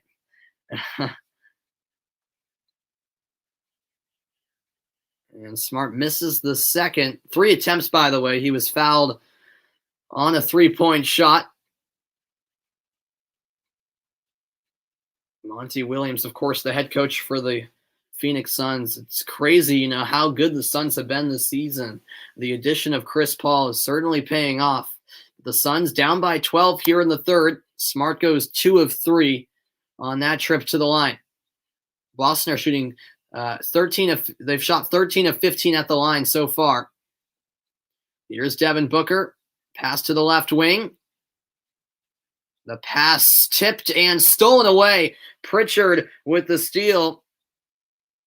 As it's taken away from Payne. Here is Marcus Smart. 1:10 to go in quarter 3. Now it's Tatum. Tatum driving in. Fouled as he put it up. It's called against Payne, and Tatum will shoot 2 free throws. That's good defense from Payne. As a Celtics fan myself, that's not a foul. That's not a foul against the Suns. I'm sorry. I mean, I can feel for Phoenix there. That was all ball. Look at the scoring leaders tonight. Chris Paul leads Phoenix with 16. Kemba Walker has gone off tonight for the Celtics with 27. Ayton has 7 rebounds. Thompson has 11 for the Celtics. The assist leaders for Phoenix, it's Bridges with 4. For the Celtics, it's Tatum with 6. He knocks down both free throw attempts. The lead is now 14 for the Celtics.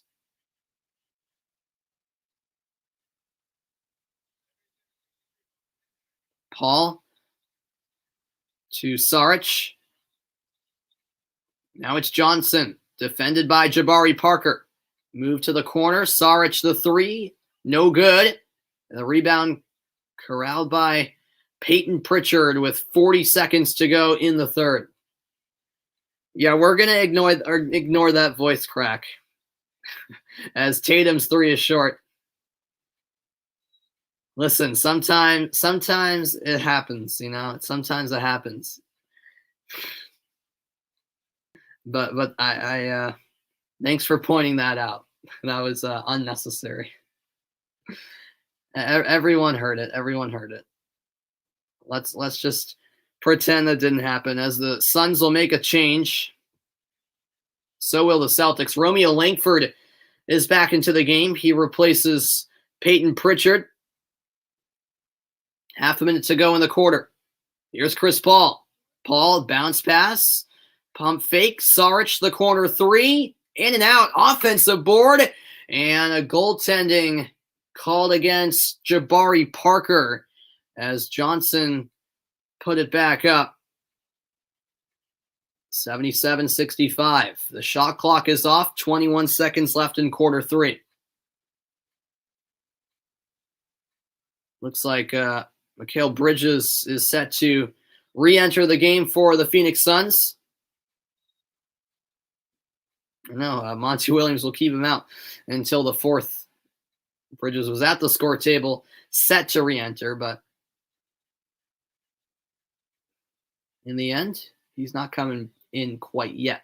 Here's Marcus Smart, top of the key. Bounce pass to Tatum on the left wing. Screen set by Grant Williams. Tatum defended by Saric.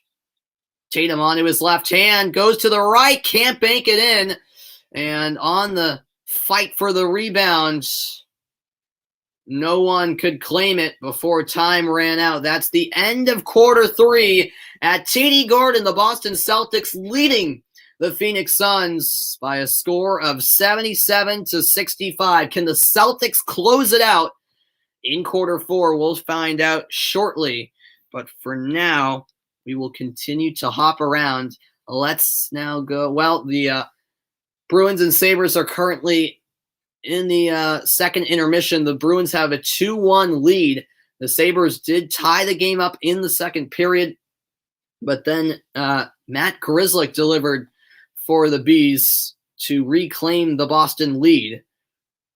And I will be back to this game shortly. They're still a little ways away from the third period.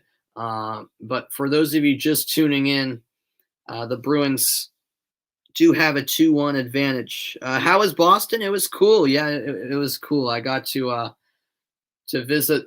I got to visit a few colleges and tour a few colleges in Boston, and I also got to walk right by Fenway Park, which was cool. I haven't been in the city for a little while now, because I live about like 40 miles south of Boston, so I hadn't been in quite a while because of the pandemic and all. But it was nice to go back in the city, and yeah, it was nice. But the weather was awful today. It was in the 30s and very windy. It felt like the middle of winter when it's late April. So the weather was unfortunate, but it was what it was, Look at the game summary. The Bruins leading the Sabres 2-1. They have the edge in shots, 26-21. Also, slight edge in scoring chances, 13-11. Boston 0 for 2 on the power play. Buffalo 0 for 5, meanwhile. And before I go over to the Red Sox-Mariners game, let's listen in to Matt Grzelcyk's thoughts after 2 periods. We're moving our feet, staying aggressive, and forcing them to make plays under duress. So I thought we did a pretty good job, and then obviously Sway doing a great job seeing pucks there. Now, how have you guys assessed how you guys have played defensive group in front of Swayman here tonight? I think it's been okay. Obviously we get the lead, but I think we can be a lot cleaner through our own zone and making some good reads, trying to get the play, get a good throwing pucks up through the neutral zone and playing fast that way. What's it going to take here to finish this off in the third period for your group? Yeah, like I said, I think execution. We look a little sloppy right now. We were kind of last game too, so we know we got a game tomorrow night as well. So we need full effort from all 18 skaters here, and then obviously Sway keep doing this thing. Well, thank you for your time. Thanks. All right, there are the thoughts of Matt Grzelcyk, who scored the second goal for Boston tonight. The Bruins with a 2-1 lead, a whole nother period ahead, as the Bruins will look to make it 6 wins on the fly. They're still about 7 minutes away from the third period getting started. So let's go to the Red Sox game. They're in commercial break. All right, so we'll go back to the Celtics then. They're in the fourth quarter anyways. So Celtics Suns 79-65. Celtics up by 14 just a minute into the fourth quarter. A 3 on the way, and Chris Paul knocks it down. That's a big 3-point make.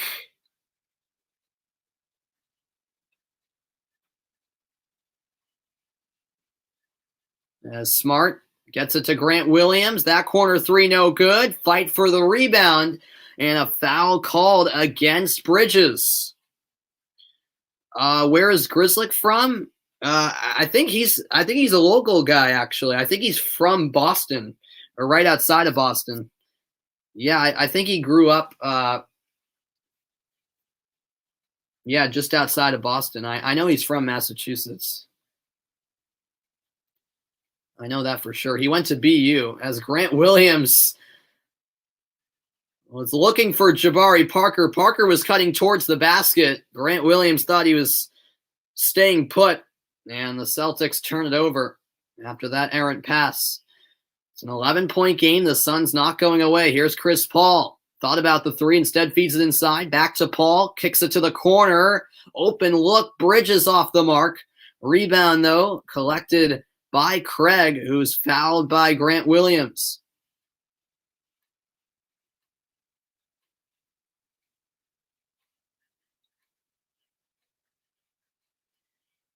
That's his second. Jabari Parker will take a seat for the Celtics.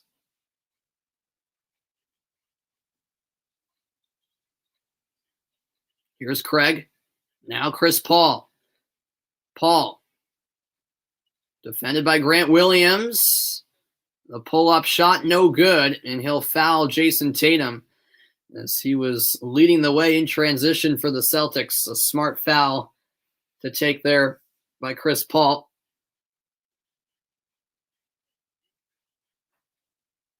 Yep, that's a foul of a veteran player right there. Very smart one. Romeo Langford gives it up. Williams finds Tatum.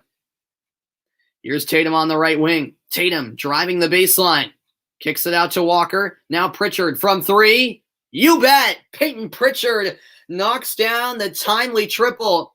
82-68. Celtics up by 14.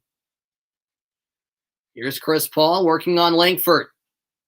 Out it goes to Johnson. His 3 off the mark. Tatum's there for the rebound.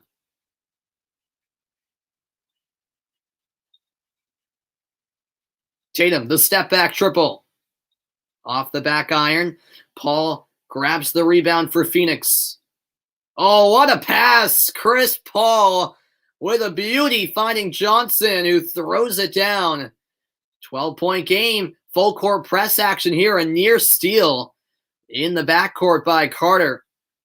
Celtics, though, keep it. Tatum lost his footing.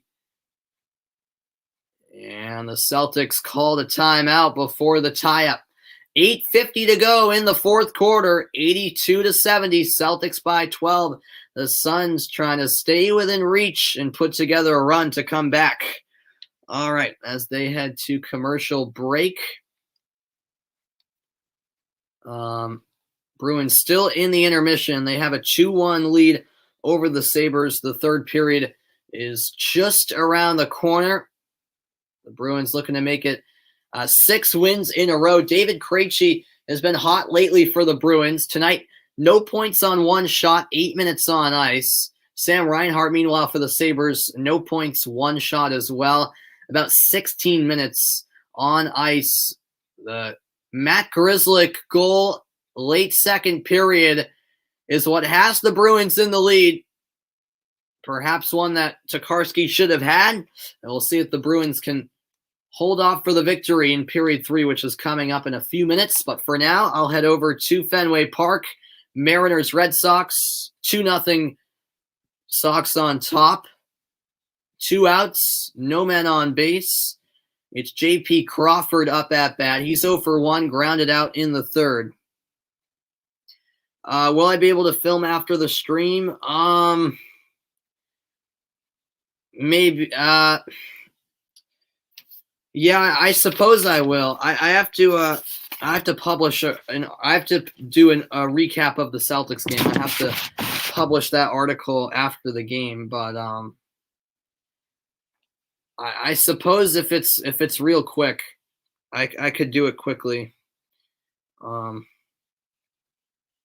Yeah, I just have to do a recap of the Celtics Suns game. But yeah, if it's quick, I should be able to do it. 2-2 count here. That's low for ball 3, so the count is full. Nick Pivetta still out there for the Red Sox, looking to close out the 6th. He's been solid so far. Really, the whole starting rotation has looked real good for the Red Sox, with the exception of Garrett Richards, who was on the mound yesterday. And that's ball 4 up high. So, the inning not done yet. Man on first for Seattle. All right, no longer than 20 minutes. Okay. Yeah, if as long as it's, no longer than 20, then I should be able to do it. Cuz I have to finish that article tonight, recapping the Celtics game. All right, 0 for 1 is Haniger, who's at the plate. Crawford, by the way, was the one walked. So it's back to the top of the order for the Seattle Mariners. The 1-0 is in the dirt. Pivetta just losing his command a little bit.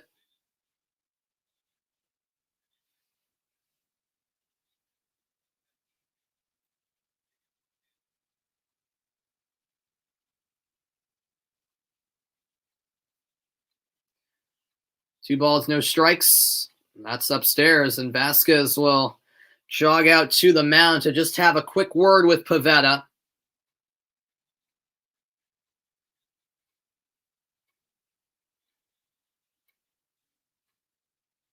Alex Cora not concerned yet. He believes Pivetta can close out this inning just fine.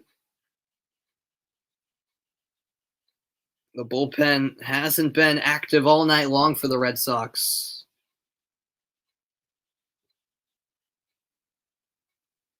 Because Pivetta's done so well so far. Now comes the 3-0 in there for strike 1. Fastball from Nick Pivetta. 3-1 now the count. Thanks everyone for stopping by and tuning into the broadcast tonight. Much appreciated, guys and girls. 3-1 on the way, just high. Haniger held up, and so 2 men on now for the Mariners. And now Alex Cora will make his way out to the mound.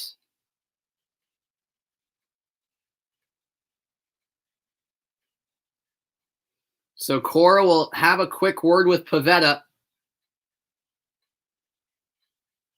I don't think Cora's taking him out just yet. Yep, it's just a quick word with Pivetta. One more out needed, easier said than done, as France will come up to the plate. So far for Pivetta, 80 pitches, 51 strikes in 5.2 innings. No hits, no runs, 3 walks and 4 strikeouts. You thought Cora resigned as manager? No, the Red Sox. No, he was suspended last year. The Red Sox. The Red Sox let him go after the whole, incident with the Astros, and then he was suspended last year, and then his suspension ended, and the Red Sox rehired him. So, Ty France is 0 for 2.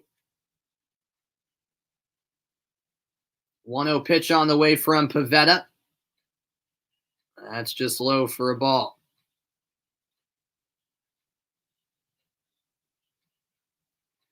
Yeah, he's been struggling with his fastball on these last couple of batters faced. Pivetta just trying to put an end to the 6th. All of a sudden, things getting a little nervy. That's a strike. 2-1 count now.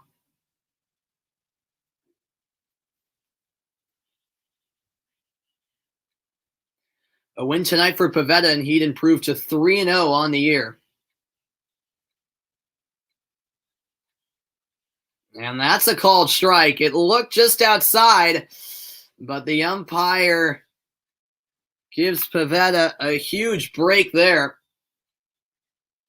2 balls, 2 strikes. And the crowd at Fenway Park making as much noise as they made all night long. That sliced foul by Ty France. He stays alive here. 2-2 is the count. On deck is Seager. So Seager is due up for Seattle.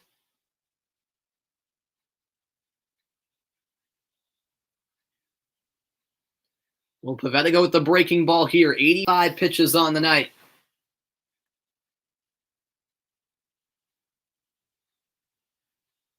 He does, and this is driven to left over the head of Franchi Cordero. 1 run in to score for the Mariners. Rounding third is Haniger. The throw to home will be cut off by Pivetta, and now in a pickle is France. He'll be tagged out, but most importantly for the Mariners, they get 2 runs across the plate, and this game is all tied up at 2 apiece.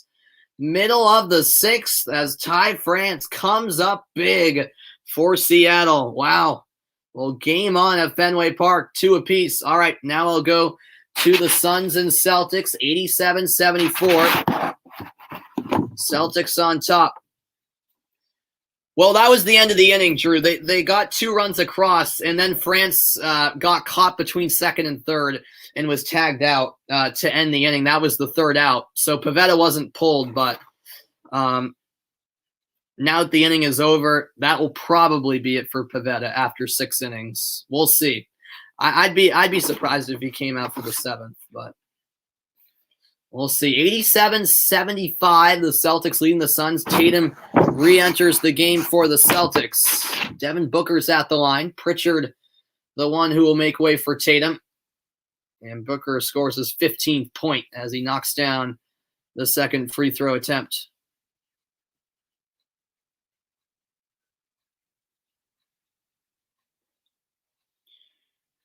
Yeah, I saw your message above. That Pivetta was pulled, you mean?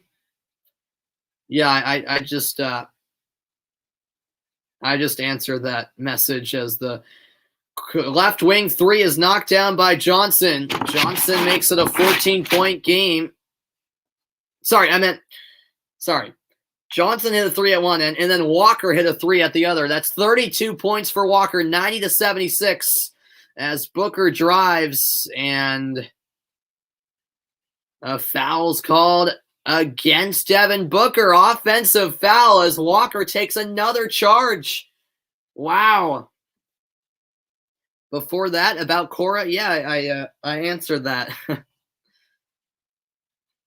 If you didn't hear my answer, that's fine. I can say it again, but yeah, Cora, he was released by the Red Sox because of what happened with Cora being caught, cheating with the Astros. And so Cora served his 1-year suspension last year, and then after his suspension ended last year, the Red Sox rehired him. Here's Paul, 3 on the way. It rattles in. 90-79. It's an 11-point game. The Suns just not going away. That's 22 points for Paul. 4 minutes to go here in the fourth quarter. Langford to Smart, out to Walker. That 3 no good. And it'll be a foul against Boston as the rebound was fought for. Tristan Thompson whistled for the foul. 3:55 to play. I'll tell you what, Kemba Walker continues to knock down shots. That last 3 was unbelievable. He might have got fouled too, but it wasn't called. In between the two? I don't know what you're saying, Drew. I'm sorry. I don't know what message you're alluding to. As Ayton puts it in, 90-81. 9-point game. It's back to just a single-digit lead for the Celtics. 3.5 to play. Here's Walker. He gets it to Tatum in the corner. Back to Walker. Triple is no good. The rebound off of Ayton. It'll stay Celtics ball.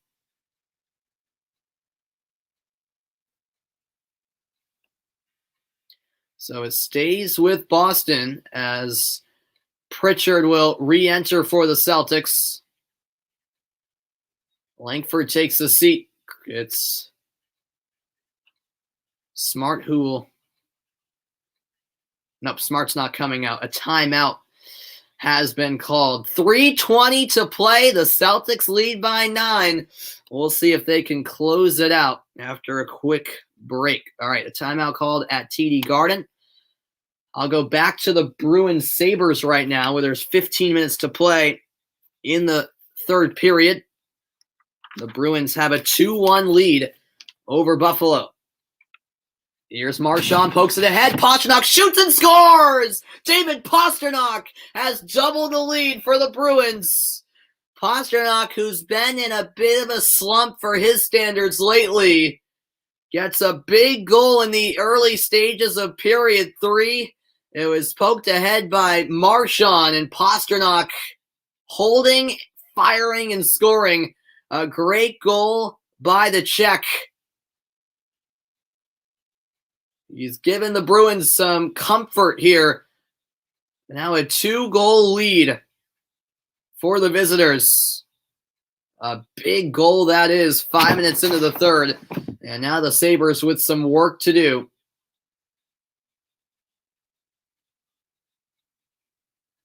This is sent out in front to Krejci. Krejci across to Hall. Couldn't get a shot away. Now it falls to Lauzon. The puck ricochets to the far corner. This is tracked down by Smith. His centering pass picked off by Thompson. Here come the Sabres in need of a goal. Asplund swings it around. Now it's picked up by Hall. Hall flying down the left wing. Now holds up play. Moves it back to Lauzon. Shot fired in through a screen. Somehow Tokarski managed to come up with the stop. Now it's Asplund at the other end. Puck fought for along the end boards. Asplund moves it up to the left point. Across the line.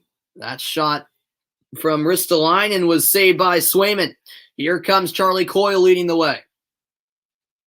Now DeBrusk into Ritchie, who scores. It's a 4th goal for the Bruins. They scored 2 in just over a minute. It's 4-1. The Boston Bruins are taking off here in the third period. DeBrusk just holding up play, finding Ritchie, who is patient in the left circle, and slipping that one in short side. And now the Boston Bruins are in prime position to tally their 6th consecutive win. And also, you got to love the variety of contributions from the Bruins tonight. Nick Ritchie getting on the score sheet. 2 goals in 66 seconds to be exact. All of a sudden, it's a 4-1 Bruins lead.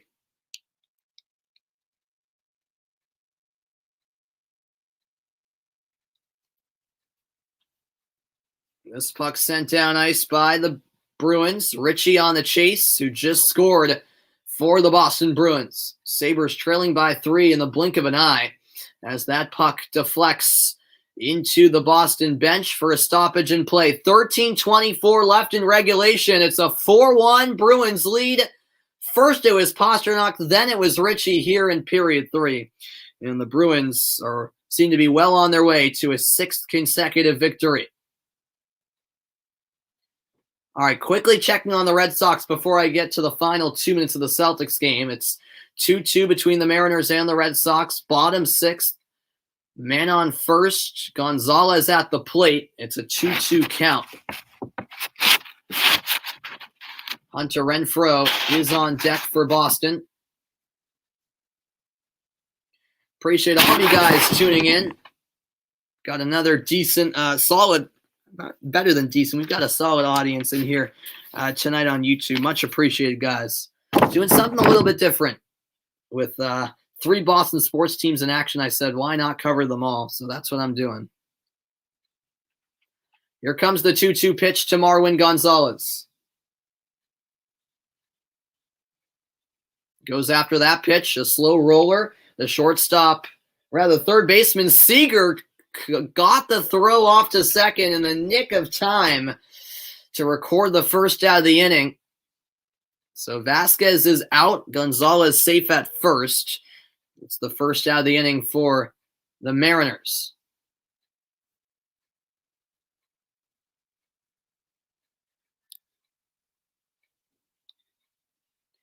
Yeah, that was fumbled for a moment there by Seager, but was able to make the play.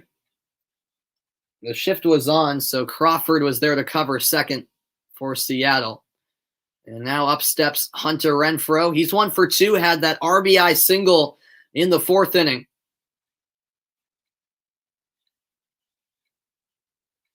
By the way, Vest is now in the game for the Mariners. I meant to bring that up. So Dunn went 5 innings. As I mentioned earlier in the broadcast, Gonzalez has 2 stolen bases in his career. That's all. He's on first.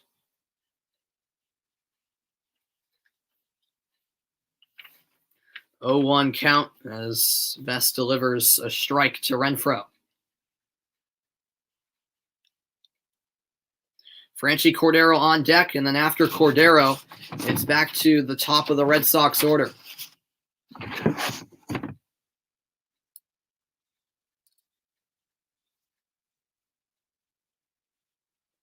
That sliced foul. 0-2 the count to Hunter Renfroe now.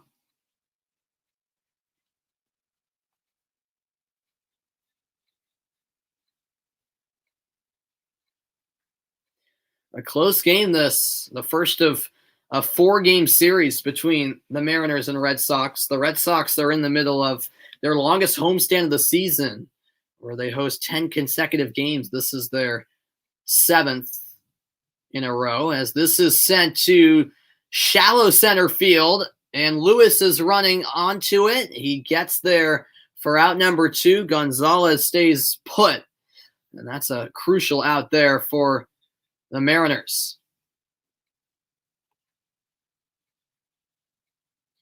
Chilly night at Fenway Park. The Red Sox 12-7, the Mariners 11-7. So it's 2 teams who have got off to surprisingly good starts to their seasons, especially the Mariners. I mean, that's quite something. I was expecting the Mariners to be at the bottom of the division, as that swung on and missed by Cordero for strike 1. He's 0 for 2, grounded out and struck out. First 2 times up.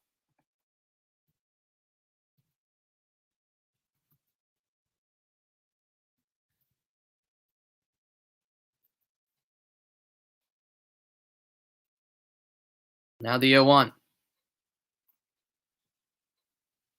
Vest throws over to White at first to check on the runner Gonzalez. All right, I'll step aside from the Red Sox game for a moment because the Suns and Celtics have just entered the final 2 minutes. 95-83 Celtics looking to close this game out with a 10-point lead. Here's Jason Tatum on the right wing. Shot clock at 2. He puts up the 3. It's off the mark. Chris Paul collects the rebound for Phoenix.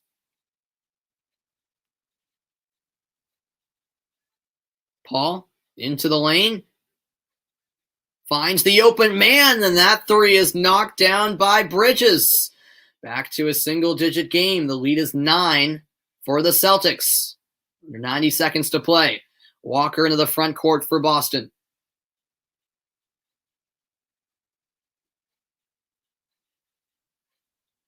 Walker, double team, finds Smart in the corner. Now up top to Tatum. 3 on the shot clock. Tatum in the lane, goes up for the shot, and a foul called as it goes against DeAndre Ayton, it looks like. Walker had a great steal a few possessions ago, by the way.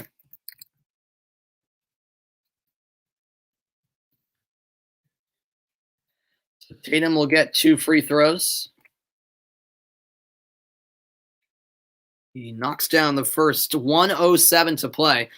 Look at tonight's scoring leaders. Paul leads the Suns with 22 points. Walker with an incredible game for Boston with 32. Ayton, the rebound leader for Phoenix with 9. Thompson, the leader for the Celtics with 12. Paul has 8 assists, and Tatum has 6. Tatum knocks down both free throws. 97-86 Celtics lead with a minute to play at TD Garden.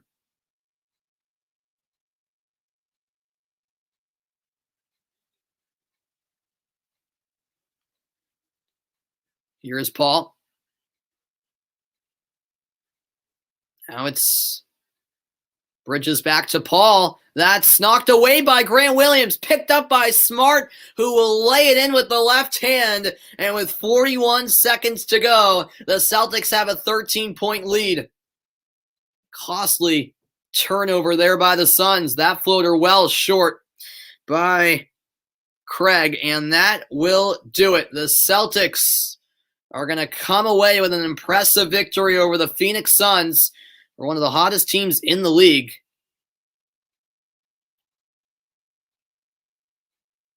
And the Celtics will have another stern test tomorrow when they face the Brooklyn Nets. The Celtics will happily take the shot clock violation. And now Thompson is getting into it, exchanging some words with Craig. And those two will have to be split up. Tristan Thompson losing his cool here. Well, I guess the game's not quite over yet. All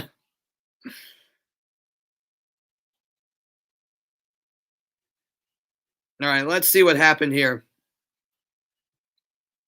Yeah, Thompson was given to Craig, and Craig responding, and both of them going head-to-head, and eventually had to be split up as the situation was rather quickly escalating.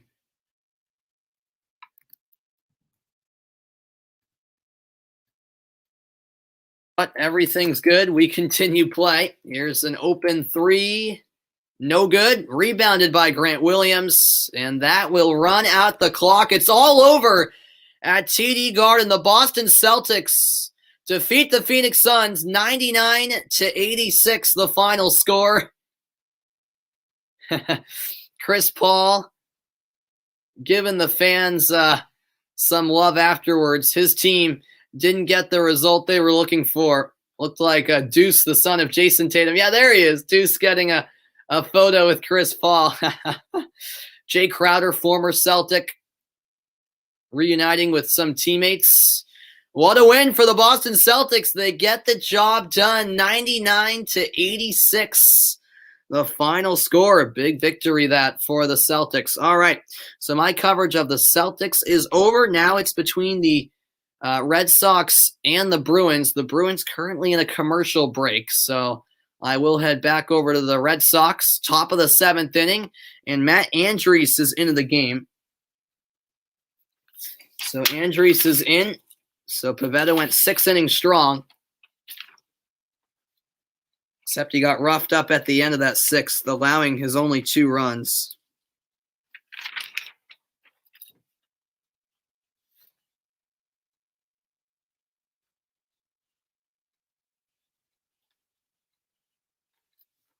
Kyle Lewis is at the plate. No hits tonight for him. Man on first for the Mariners. That's in there for strike 1. The Seattle bullpen is active. Casey Sadler, the right-handed pitcher, is getting loose for the Mariners.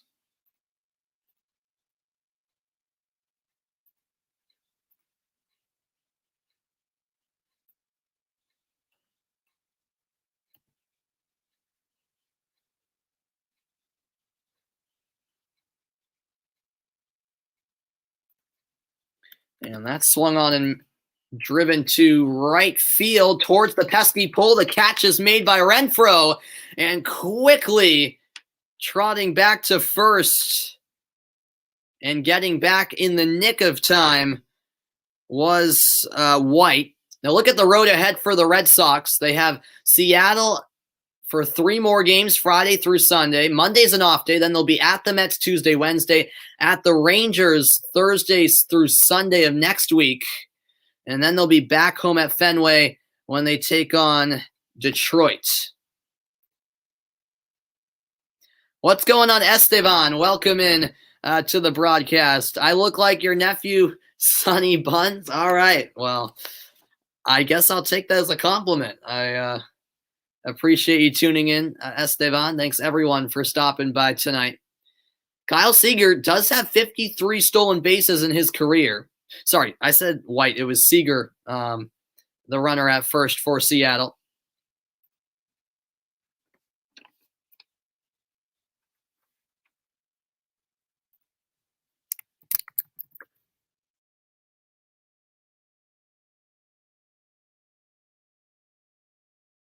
Andriese delivers ball 1.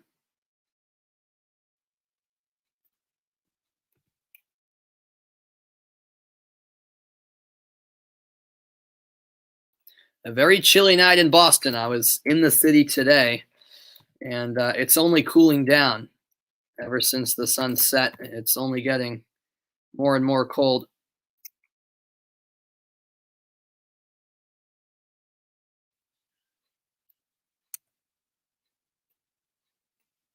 And that's in there for strike 1 by Andriese. 1-1 the count. Just fixing this. There we go. First inning for Matt Andriese.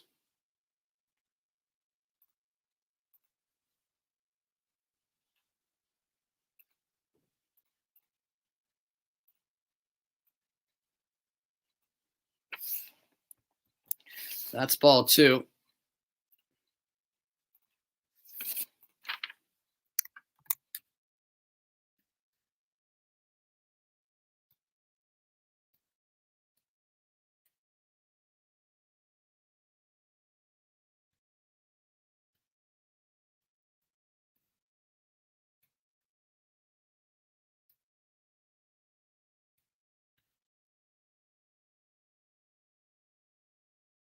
As that's sent foul.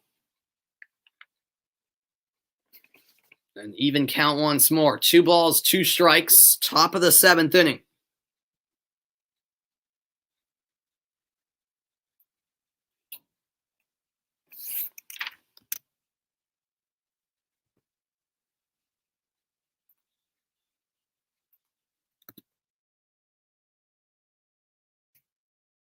All right, there we go. Sorry, I had some difficulties. Had to sort out something. I apologize for being sidetracked there. Here's the 2-2. Curveball sent to shallow center. Backing up to make the play is Xander Bogaerts, 2 away here in the top half of the 7th inning. As Seager stays put at first. And up comes Trammell, the number 7 hitter in the Seattle lineup.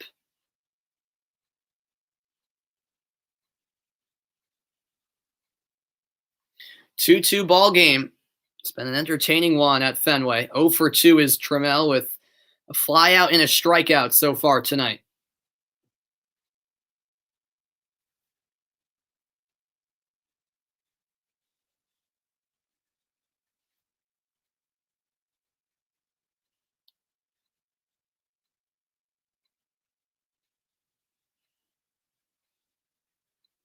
Trammell sees strike 1. Andrews going with the fastball that time.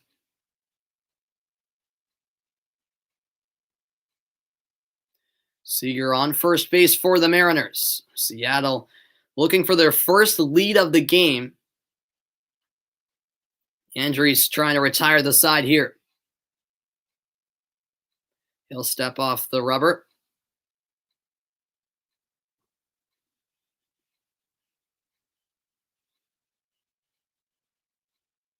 Yeah, after Seager started off the inning with a single, he hasn't been able to advance. Here's the 0-1. That's in the dirt. Vasquez saves that one from getting by. The runner has to stay.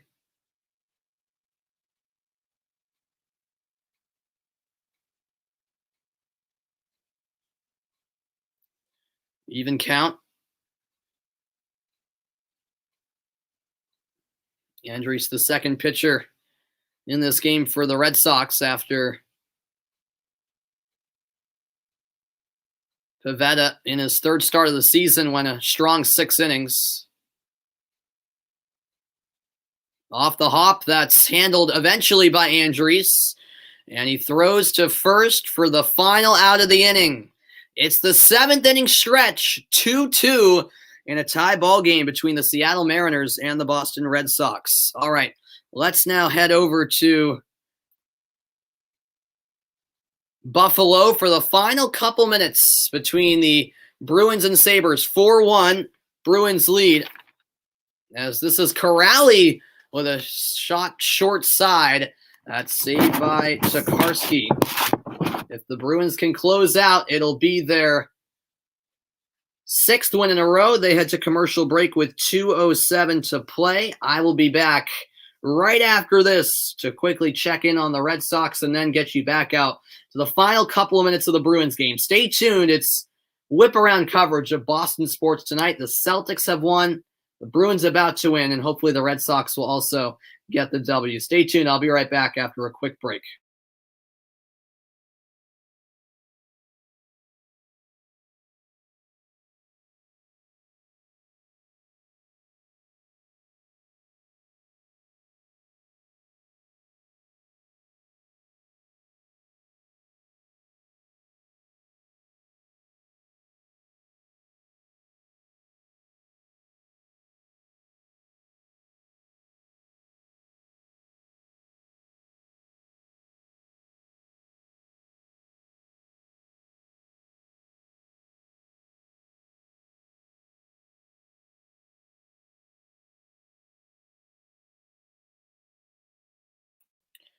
All right, welcome back in, everybody. The Red Sox tied with the Mariners 2-2. This is the first of 4 games between these two teams at Fenway Park over the weekend as the Mariners begin their East Coast road trip.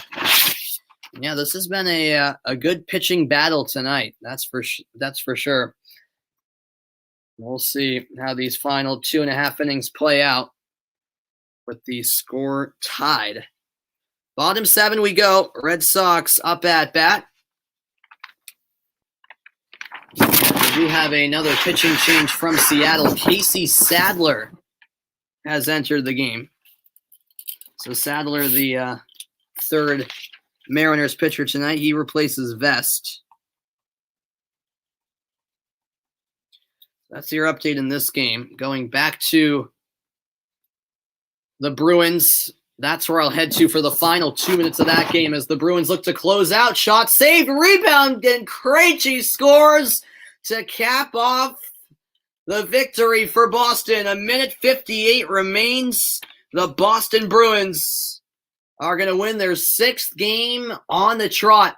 Rather, the original shot went off the post, and then David Krejci on the rebound, putting it home, and the Boston Bruins have a 5-1 lead.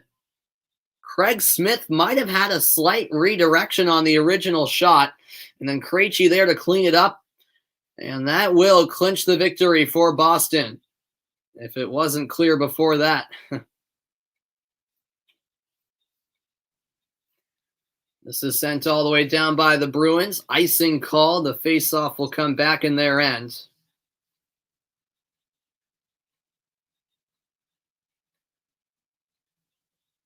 Minute 46 to play.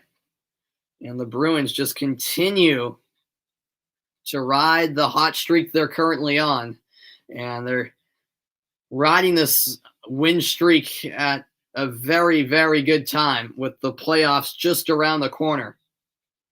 The draw will be the left of Swayman, won by Boston, brought ahead by Jeremy Lauzon.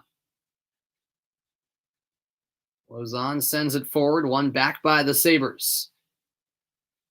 On the right wing, here's a chance, skating in and having his effort saved by Swayman was Cousins.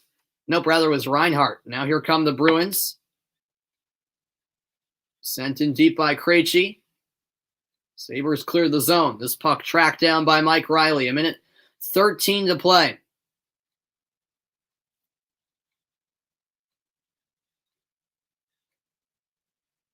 This goes all the way down. Another icing against the Bruins with 64 seconds to play.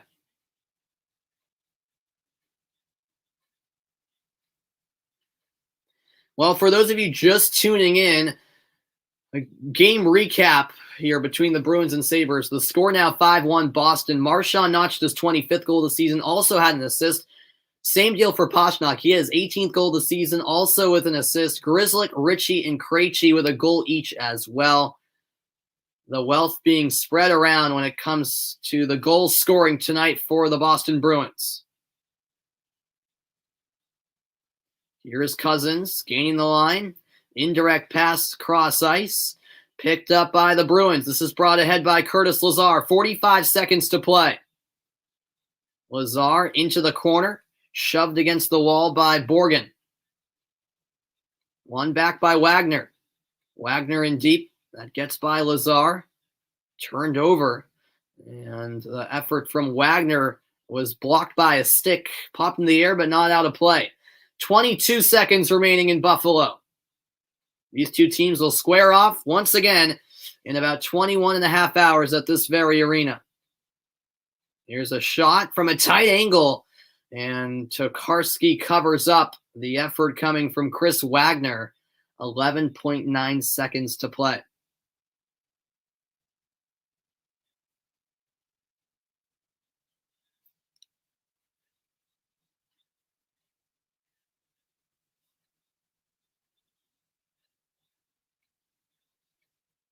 This face-off will be to the left of Tokarski. Won by the Sabres. This is along the end boards with Borgen. He'll rifle it down ice, and the time runs out. Jeremy Swayman, another victory. Didn't get the shutout, but still a very solid performance from the rookie goaltender. 29 saves on the night for the University of Maine product, and the Boston Bruins win their 6th in a row, a 5-1 victory over the Buffalo Sabres as they get the job done in convincing fashion in the end. It was a 1-1 game at one point, but the Bruins came alive late in the second period and then in the third with 3 goals to secure the 2 points. The Boston Bruins can't lose right now. I know it's the Buffalo Sabres who they've played in the last 2 games, but they're still getting the job done in convincing fashion. Jeremy Swayman made a few big saves tonight, And the Bruins win by 4 ultimately at KeyBank Center in the second of 3 games between these two teams this week. Well, the Boston Bruins are trying to crawl up the East Division standings. They're certainly putting themselves in a good position to do so. They're still in 4th, but they're right on the tail of the teams in front of them. 5-1 the final. The Boston Bruins defeat the Buffalo Sabres. Hope you guys enjoyed my commentary of this game. And what started out a night as a triple coverage with me covering 3 Boston sports teams is now down to 1. The rest of this broadcast will be commentary of the Red Sox and Mariners. Appreciate you guys tuning in. And that's a wild pitch. A run will score for the Red Sox. How about that? Right as I go over to the Red Sox game, they score a run. Let's see what happened here. Yeah, the pitch was a wild one. Got away from the catcher, Luis Torrens.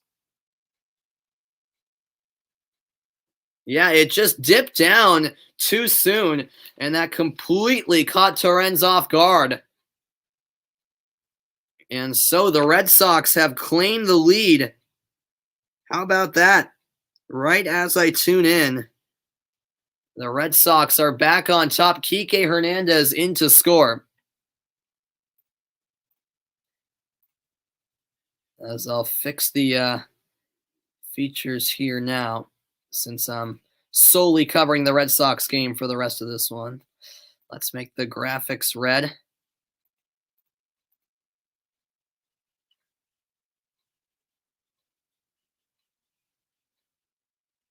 As that pitch is outside from Sadler. A 2-2 count, 1 away here in the bottom of the 7th. But the Red Sox are back on top.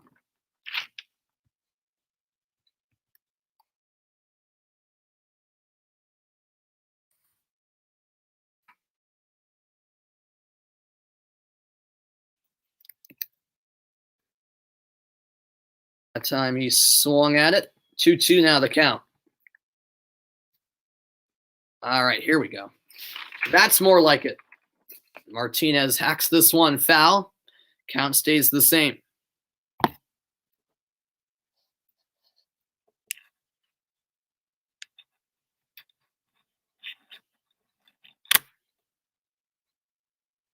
Thanks, everyone, for being a part of the broadcast. Xander Bogaerts is on deck for the Red Sox.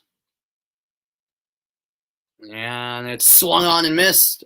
Big strikeout for Sadler. JD Martinez heads to the dugout empty-handed. 2 away in the 7th, and that brings up Xander Bogaerts.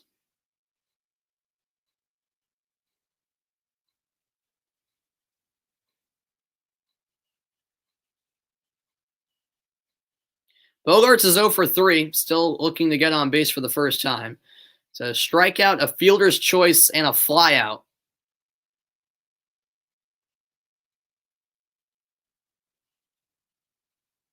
He faces Sadler for the first time tonight. First pitch is low.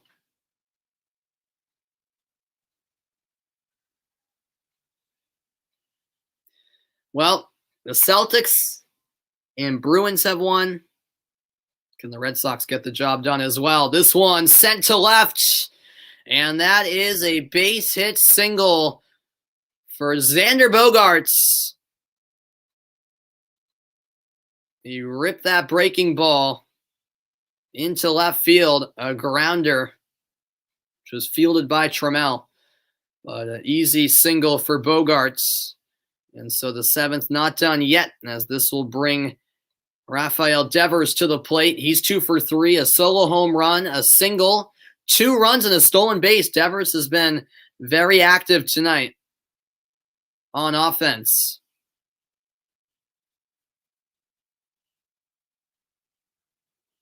First pitch to him is outside, ball 1, 88 miles an hour from Sadler.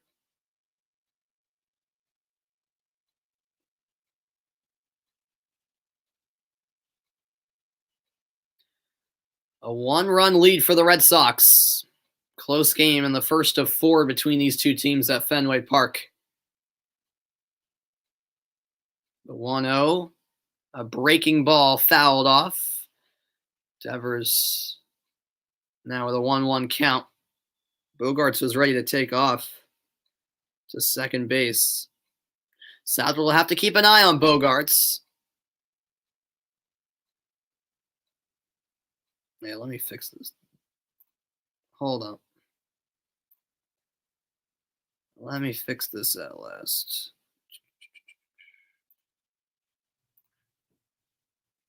One pitch to Raffy Devers. And this is struck well to deep center field. It's caught at the warning track. Lewis ends the inning. That one had potential, but that's the end of 7 in Boston. The Red Sox do reclaim the lead. 3-2 the score. And I will be back after this quick break. Stay tuned.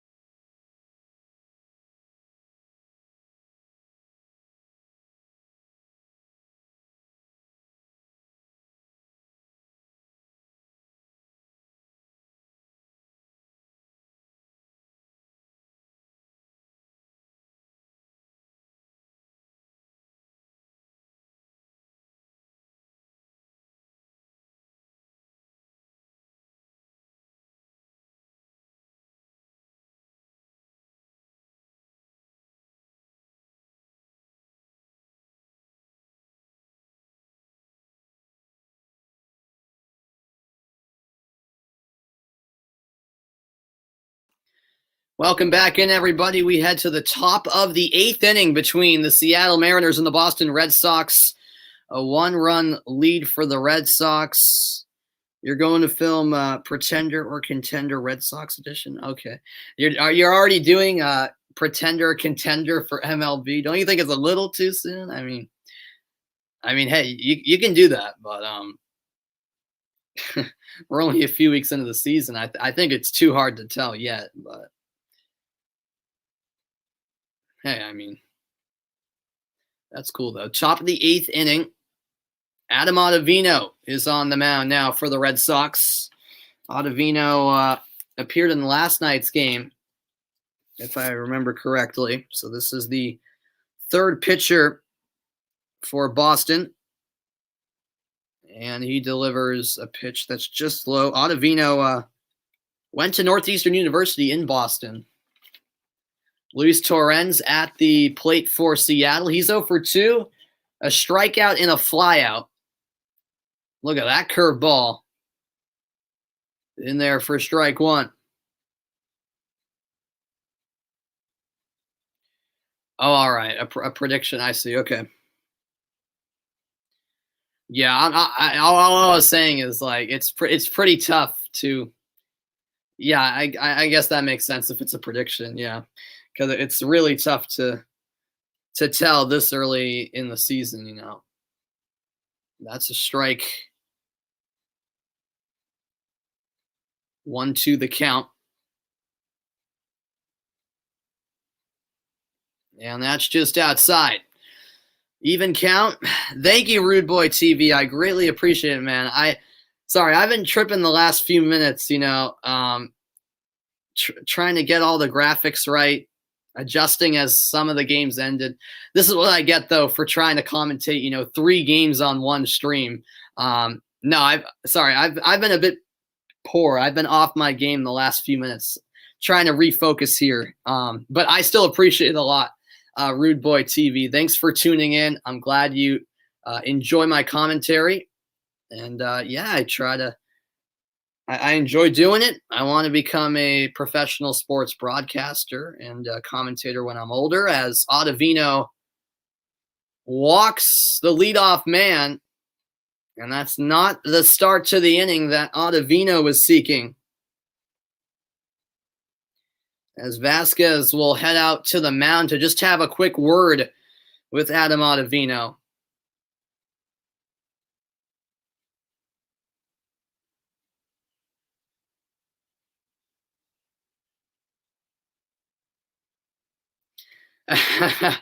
No problem, Drew. No problem. Do I do every game? Well, not every game, unfortunately. I try my best. I am a junior in high school, so and this week is vacation week. So luckily, I was able. This is my third Red Sox game this week. But with school and everything, I kind of get busy. I try to do as many streams as possible. I also do multiple sports. I try to commentate a lot of sports on my streams. I try to do as many Red Sox games as I can.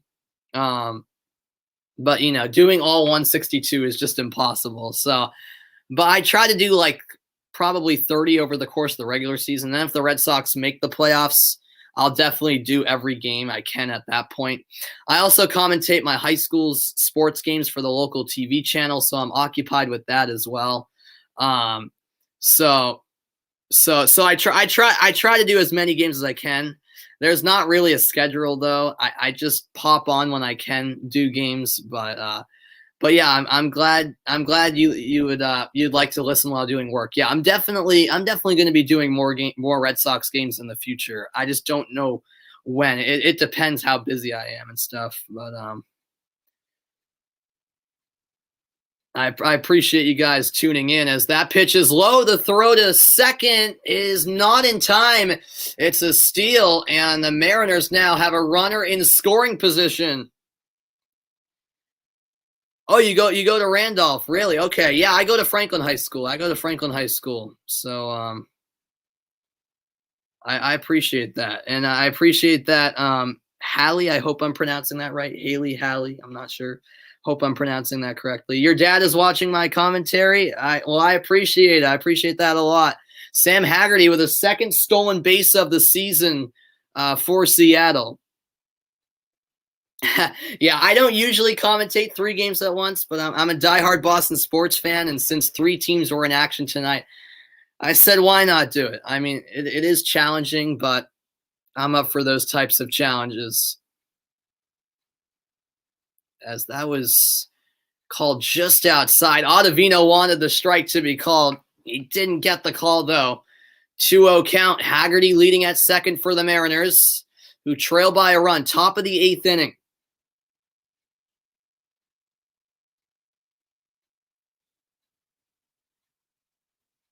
As Ottavino steps off the rubber.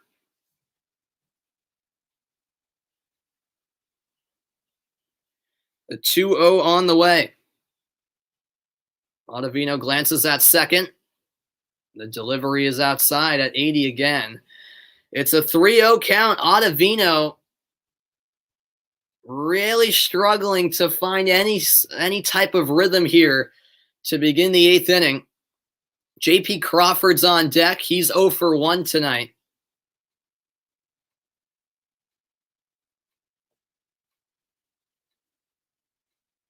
Another pitch outside. It's 4 consecutive balls thrown by Adam Ottavino. And it's now 2 men on base for the Mariners. Cora will take a jog out to the mound and talk things over with Ottavino. No problem for going completely off topic, Rude Boy TV. I'm fine with that. How do I think the Pats will do this season? It's a very good question. First, I'd like to see what they do in the draft next week. I don't know. I would like to see them get a quarterback in the first round. I want to think they will. But then I'm thinking they might not. I don't know. I honestly don't know what they're going to do in the first round of the draft. But it's, this draft is obviously crucial for the Pats. But, it depends. Will they get a guy like, Trey Lance in the draft? Will they trade up? As this is bunted down the line, it does veer foul for strike one as J.P. Crawford nearly executed the bunt down the third baseline, but he'll head back to the plate. But I'll put it this way. Since we don't know what they're going to do in the draft yet, if Cam Newton is our starting quarterback this season, which is a real possibility, unfortunately, I'm dreading that again. I don't want to go through another season with him at quarterback. If he's the quarterback again, they did make some improvements, obviously, in the offseason, but those additions won't help if Cam Newton is as bad as he was last season, if he can't throw the ball. I'd say maybe 2 games better. 9-7 is what I'll say. I mean, maybe they can grab, that last playoff spot, 7th spot. Or, sorry, it's a 17-game season. So I'd say 10-7. Let's go 10-7 on the optimistic side. They could go 11-6, possibly. Although I think 10-7 is where I'll put them at for now. But I'm still concerned. If Cam Newton's the quarterback, then they certainly could do worse. But we'll see, man. It should be interesting. Yeah. It's a bunt right up the middle. Ottavino will zip it to third. The throw gets away. And Haggerty is off to home plate. The Mariners have tied the game. A wild throw to third base by Ottavino. And Haggerty scores. We're tied once again in what's been a very, very entertaining game at Fenway Park. But a horrible 8th inning for Adam Ottavino. A bunt right up the middle from Crawford, and the throw is wide left of Devers. And Haggerty easily coming in to score.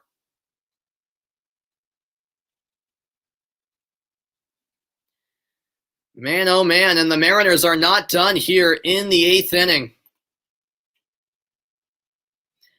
No, to my knowledge, there's no one warming up in the bullpen. This is a grounder. It's flipped to second. That throw is in time for out number 1. And now it's runners on the corners for Seattle. Yeah, no, right now there's no one getting loose. There's no one getting loose at the moment.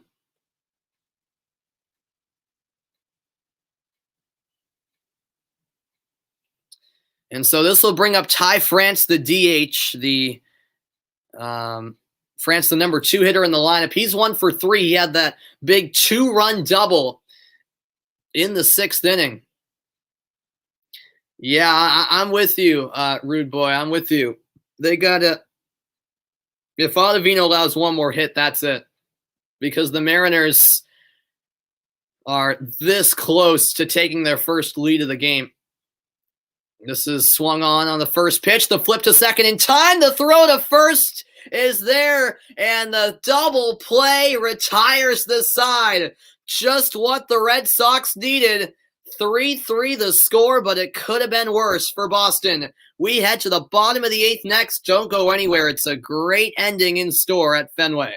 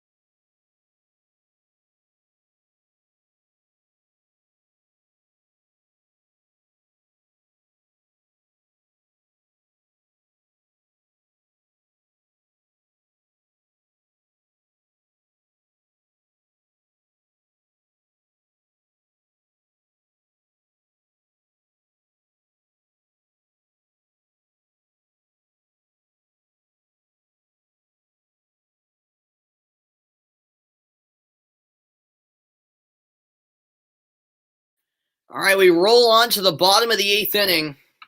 We've had, sorry, I keep messing up the score here. We've had 2 Boston teams win tonight. Can the Red Sox be the third?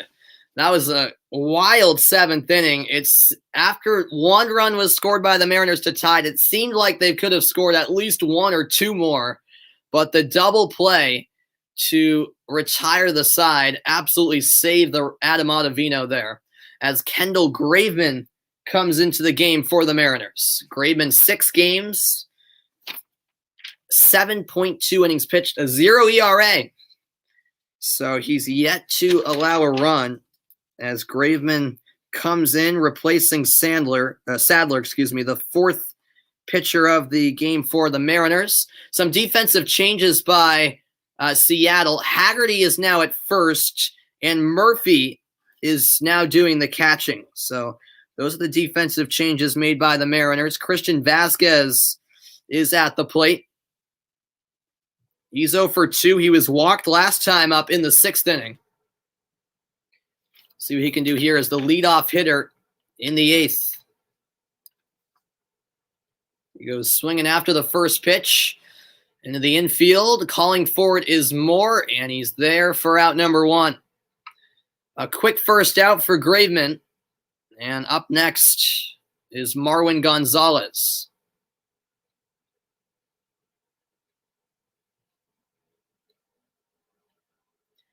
Gonzalez is 0 for 2. He was hit by a pitch in the 4th inning. That's the only time he's managed to get on base tonight. A very cold night at Fenway Park. I was actually in Boston today. I was in Boston today, and it was in the low 40s, high 30s, and the wind made it even worse. All right, you got to go to sleep. No problem, Rude Boy TV. Thank you so much for tuning in. Greatly appreciate the support, man. I completely understand that you got to go to sleep, and I appreciate that. I hope I do have a successful career as hopefully a professional sports broadcaster. I hope so. That's my goal, man. The 1-1 is in there for strike 2, and thanks for dropping a sub as well. Yeah, for all of you tuning in, if you enjoy the stream, if you drop a sub, that would be greatly appreciated for sure. Marwin Gonzalez in his career against Kendall Graveman is 6 for 21, 2 doubles and 1 home run. Here's the 1-2 pitch inside for ball 2. So that evens the count. We're at a crucial point in the game. On deck is Hunter Renfroe. First season with the Red Sox. Renfroe was acquired from Tampa Bay, who, of course, made it to the World Series last year. Another pitch inside. The count is full. Big pitch on the way from Graveman.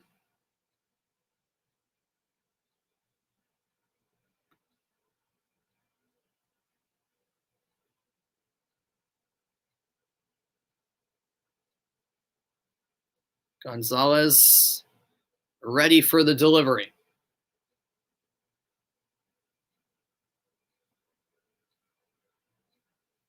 Graveman taking time.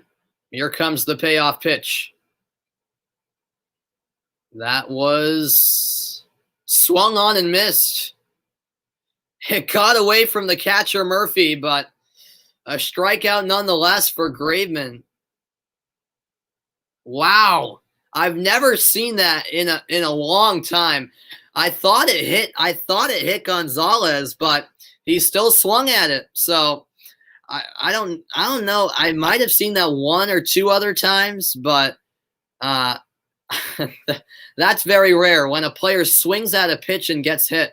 It's a strikeout nonetheless. By the way, Graveman, who's on the mound, he was teammates with Hunter Renfroe at Mississippi State in his college days. And so the former college teammates squaring off here. Hunter Renfroe at the plate, 1 for 3. He had an RBI single earlier in the game as he fouls off the 1-0 pitch. 2 outs here in the bottom of the 8th. Graveman looking for a 1-2-3 8th inning.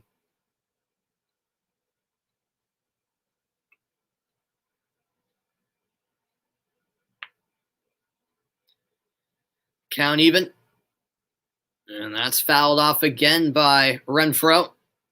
Renfroe is the 8-hitter in the lineup. On deck is Franchi Cordero. And it'll then be back to the top of the order for the Red Sox right as the 9th inning approaches. So it's not the worst situation to be in, because the Red Sox will have their top of the order on deck for inning number 9. That ball in the dirt from Graveman. Even count at 2 apiece.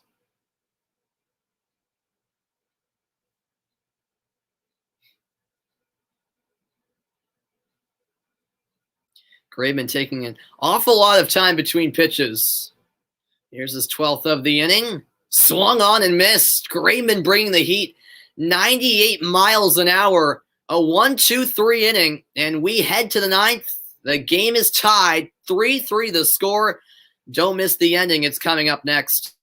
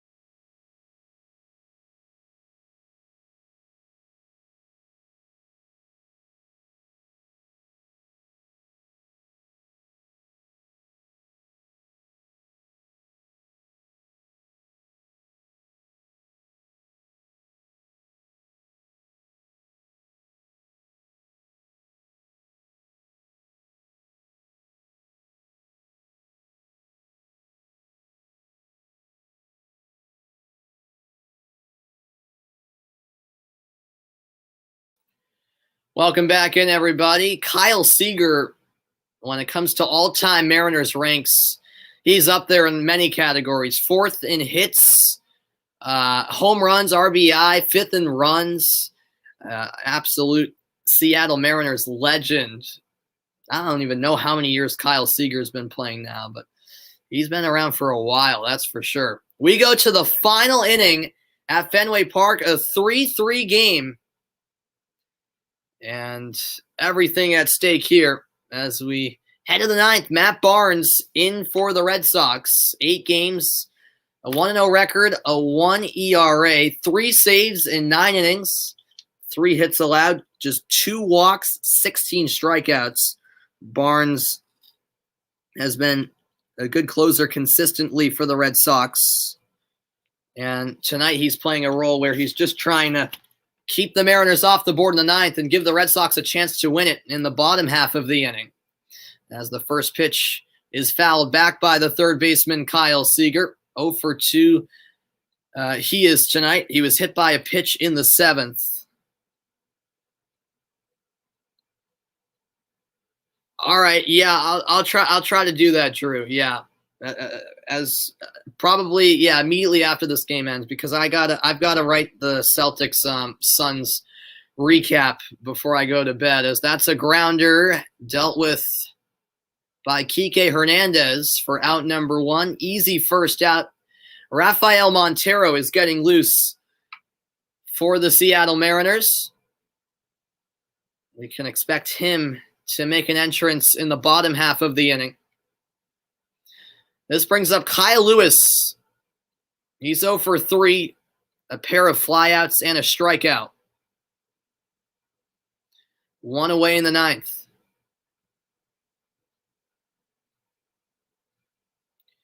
That's low for ball 1. The Red Sox 12-7, first in the AL East. The Mariners 11-7, second in the AL West. As that's a 95 Fastball from Barnes, swung on and missed.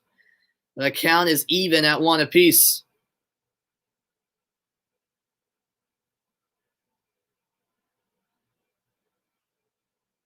Now the 1-1. That's driven to deep center field. Back at the warning track. Caught at the wall. Verdugo's there for out number 2. And that will now bring up White with one more out needed for Barnes to send us to the bottom of the 9th in a 3-3 game.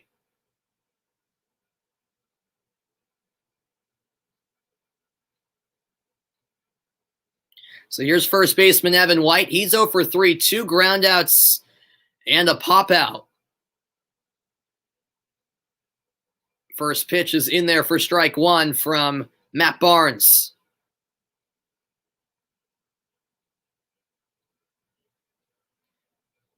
Look at that. Barnes only 6 pitches, already 2 outs. He can take care of business real quickly this inning.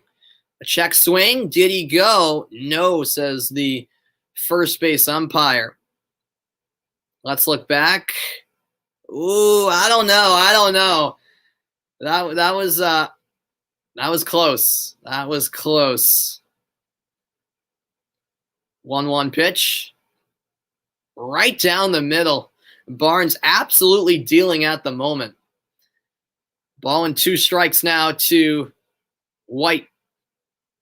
Barnes, by the way, has thrown strikes on 71.9% of his pitches this year. That's remarkable. This one sliced foul. Barnes, that time, delivering the fastball.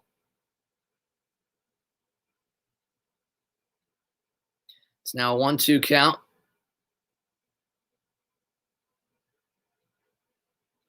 Trammell is on deck for Seattle. Will he get an at-bat in this game? Well, that all depends. He could very well get an at-bat this inning if White can get on base. Or in the 10th if this game does indeed head to extras. That all remains to be seen. Another foul ball. White staying alive. The count's still 1-2.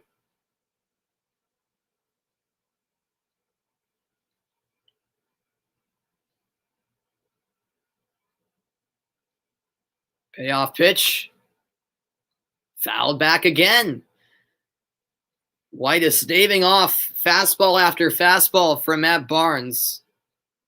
Got to give him credit. A battle here between Barnes and White.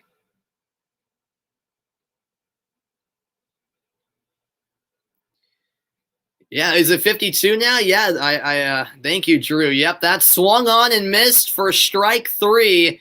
And Matt Barnes goes 1-2-3 in the 9th. We now go to the bottom of the inning with this game all tied up. I should post highlights on TikTok. Yeah, I don't know. I'm not that into social media. I know I should be more to get my name out there, but I don't know. I don't know if I want to get into the TikTok stuff.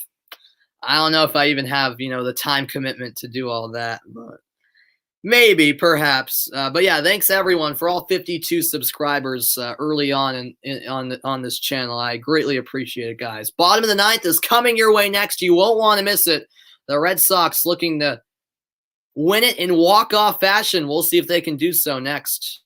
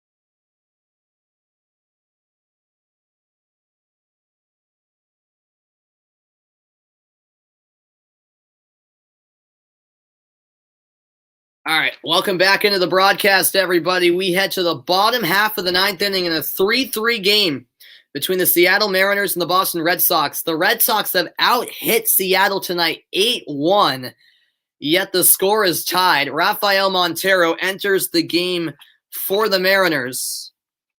9 games, a 1-0 record, 2.89 ERA, 3 saves in 9.1 innings, allowing just 4 hits total. So Montero is in, trying to force extras tonight at Fenway. And the first pitch fouled off by Franchy Cordero, the number 9 hitter, the cleanup hitter for Boston. He's 0 for 3, a ground out, and a couple of strikeouts. Red Sox haven't trailed all night. Looking to win it here in walk-off fashion. Cordero, a grounder, mishandled by Moore, but he recovers in time. The throw to Haggerty at first got there just before Cordero reached base and won away here in the 9th. Although it looked like that first out was in doubt for a moment.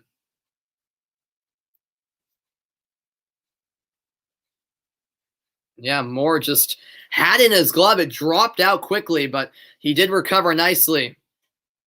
And in the end, avoided what could have been a costly error. And now it's to the top of the order for the Red Sox. Kike Hernandez at the plate. He's 1 for 4, had that triple in the 7th. Swing and a miss on the first pitch.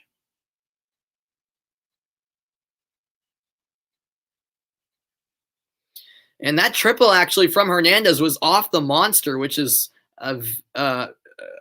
very much so a big rarity.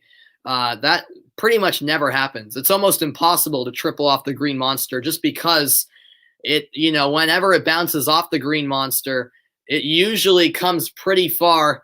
It usually caroms pretty far back onto the field, and therefore you're usually limited to a double. Sometimes I see a triple where it's I see a single off the green monster because it hits off the wall that hard. But yeah, it was a rare triple off the green monster for Kike Hernandez. I don't even know the last time I saw that. 0-2 count here to Hernandez. Montero looking for the second out. That's low for ball 1.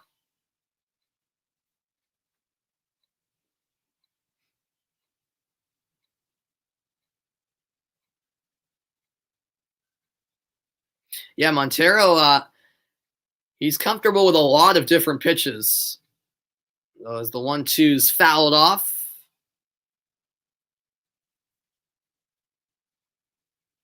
Three hours into this one in a 3-3 game between the Mariners and the Red Sox.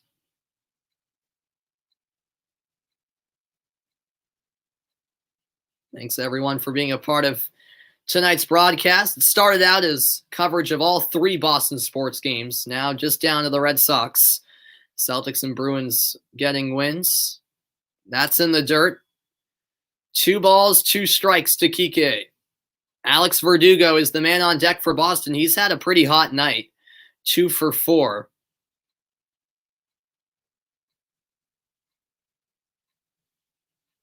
The 2-2 now from Montero.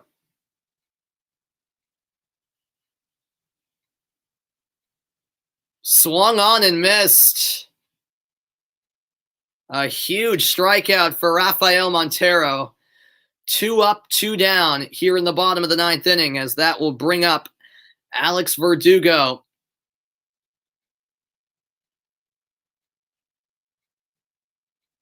Very early on in this game, Rafael Devers' solo home run to right field opened up the scoring.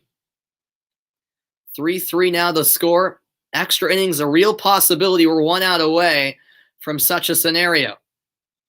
Alex Verdugo, though, looking to be the hero, or at least get on base to extend the inning. First pitch is inside. As I mentioned, Verdugo 2 for 4. He's had a triple and a single. Hello, Liam. How are you doing? Welcome in to the stream. Thanks so much for popping in and stopping by tonight.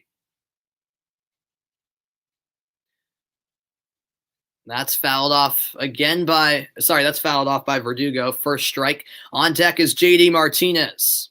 Hope you're doing well, Liam. Hope everyone's doing well tonight who's tuning in.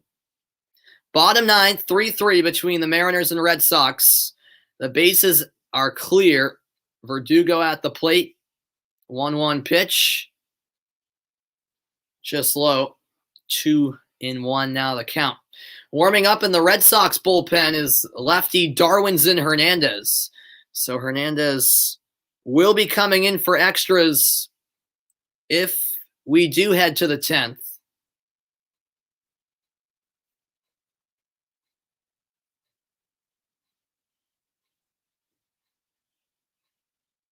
And that's fouled away.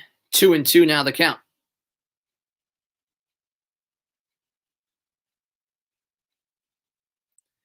We're a strike away from extra innings in the first of a 4-game series between these two teams, the Mariners and Red Sox. Hey there, Michael. How you doing, man? Thanks for stopping by. I appreciate it, man. Thanks, Michael, for tuning in. As this one is fouled off again by Verdugo. It's been a good night so far for Boston sports. Hopefully, all three teams can get wins. Celtics beat the Suns. Bruins beat the Sabres. Can the Red Sox beat the Mariners here? 3-3 in the bottom of the 9th. 2-2 again is a grounder to the right side. Moore is there, and we are heading to extras. That's the end of 9, but 9 innings are not enough tonight. Extra innings with a man on second as well. 3-3 the score. Bonus baseball is next. Stay tuned.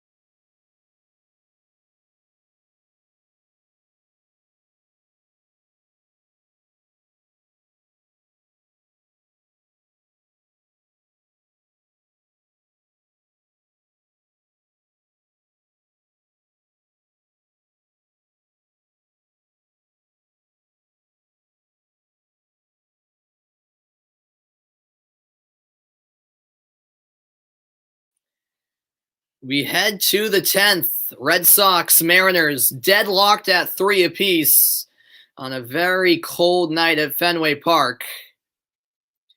And of course, this season, just like last, we have the rule where in each extra inning, the offensive team starts with a man on second base, which I like, by the way.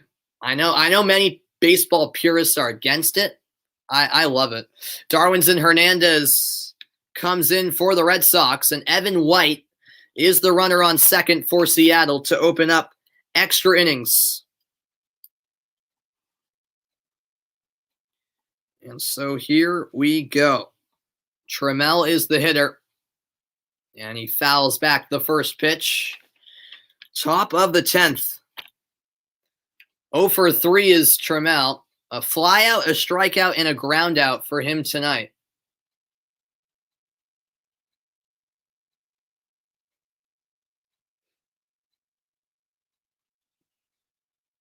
Darwinzon Hernandez into the game for Boston. And that is just outside from Hernandez. 1-1 the count. When did they start the second base business? Good question, Michael. They started it last year. Last year, they changed. Since last year was so strange because it was just a 60-game season with the pandemic and all, they tried out some rule changes, like having a man on second to start extra innings, and a pitcher having to face a minimum of 3 batters. Those are just a few of pretty good amount of rules that they and the playoffs too, which they changed the format of last year, but now they're reverting this year back to the regular format. But yeah, they kept the runner at second base in extra innings. So yeah, it started last year. Last year was the first year they had it, and they kept it for this year. It's a bunt, and Vasquez throws it over to first in time. White, the runner, does advance to third. Yeah, hopefully the Sox will win. Let's put that comment up there. That is correct, Steven. The Sox will win. We got to have the belief. That throw is on the money.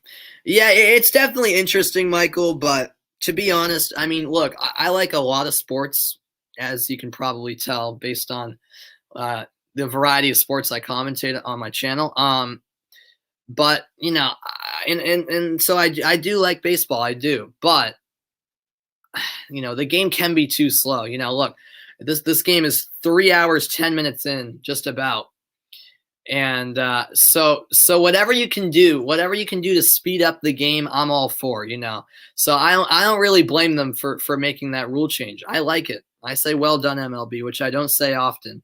Next step is the pitch clock. As Joe Haggerty is at the plate for the Mariners. That's fouled back. 1-1 the count. I mean, after all, there's 162 games in a season. There's no reason we should have, a 5-6 hour marathon game in the regular season. I mean, once it gets to extras, yeah, let's put a man on second. I like the idea. There's no reason that a regular season game should be going, 16 innings or some nonsense like that. By the way, the rule's not in place for the playoffs. So for the playoffs, it's as it used to be with just a normal inning, no runners on base. That's fouled back. 1 ball, 2 strikes, 1 away. White is on third for the Mariners.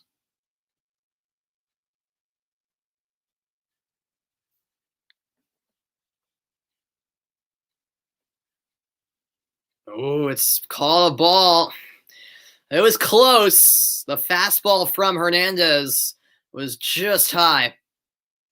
94-mile-an-hour pitch.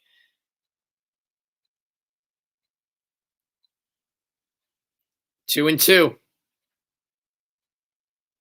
Oh, that's a driven ball to left over the head of Cordero, and 1 run is in to score. White easily crosses the plate from third. It's a RBI double for Haggerty, and the Seattle Mariners take a 4-3 lead in the top of the 10th.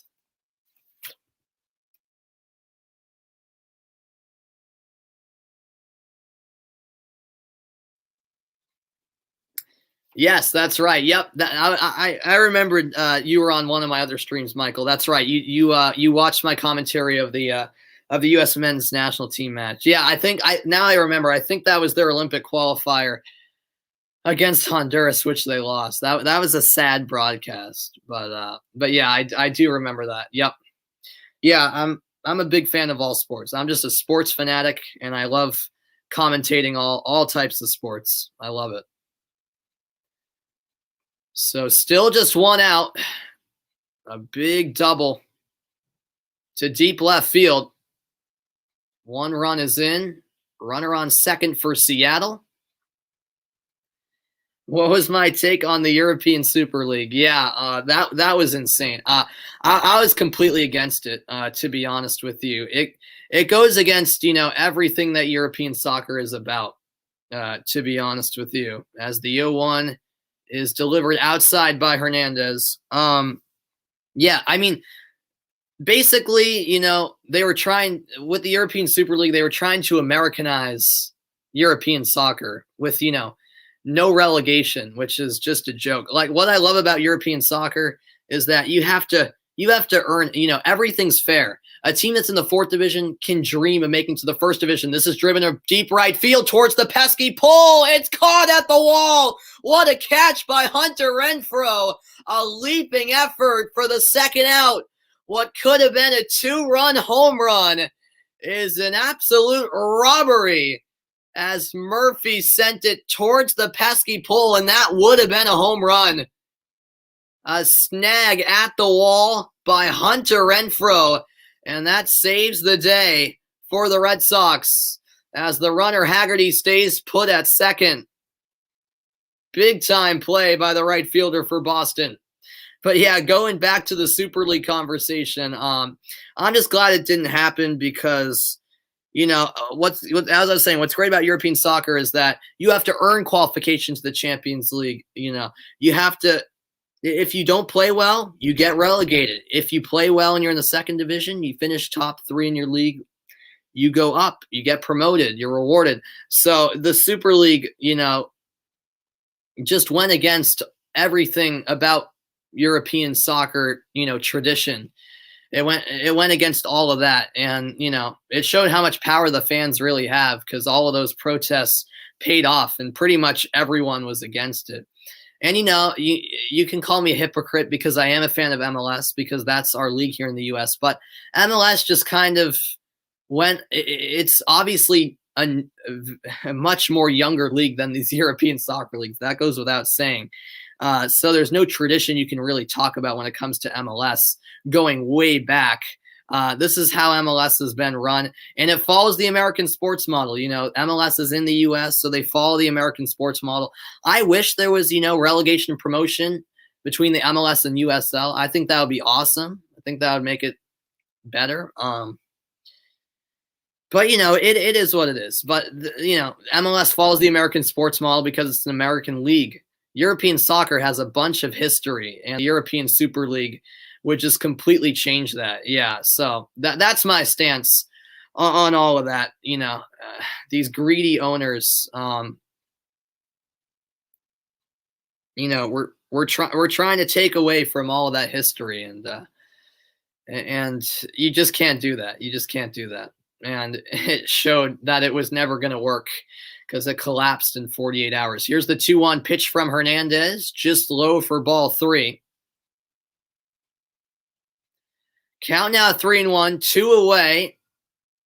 At the plate is J.P. Crawford for the Seattle Mariners. Top of the 10th inning. Mariners up by a run.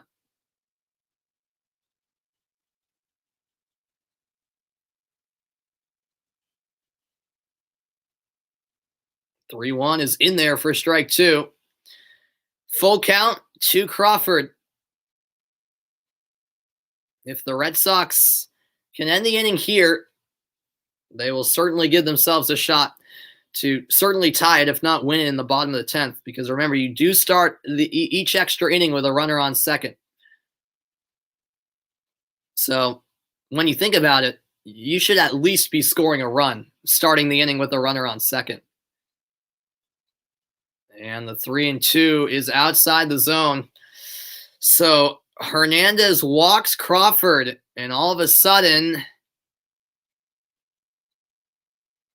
the nerves starting to creep in for Boston. Look at the heat zone. Mitch Haniger for the Mariners in his last 8 games, a .375 average, 7 RBI tonight, 0 for 2. But he did have a run. He was walked twice. And Haniger is who steps up to the plate. It's back to the top of the order for Seattle. Haniger has been walked twice, scored in a run.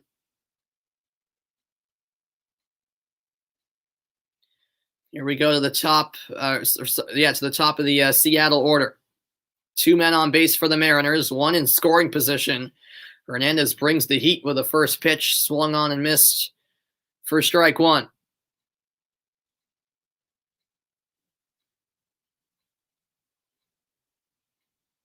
Crawford on first, and it's Moore on second. The 0-1 in there for strike 2. And Darwinzon Hernandez can end the inning here. Will he is the question.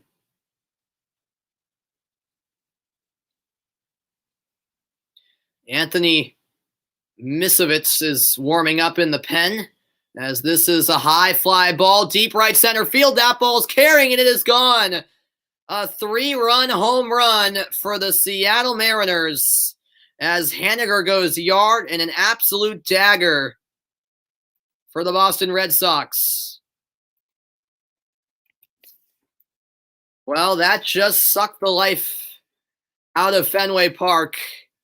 Hernandez was a strike away from retiring the side, and Haniger with a home run into the Red Sox bullpen out in right field. That ball just kept on carrying and carrying out in right field. And it's a 7-3 ball game, just like that.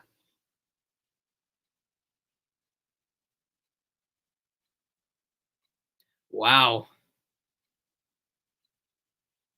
Well, it's not over yet. Darwinzon Hernandez first has to finally end this half inning, and then the Red Sox will have to come up huge themselves on offense in the bottom of the 10th. It's a 2-0 count here to France.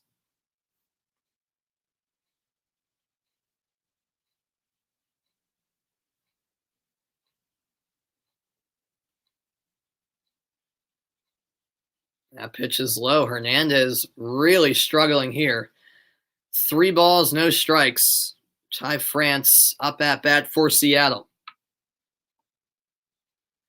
The command hasn't been there. The command hasn't been there for Darwinzon Hernandez.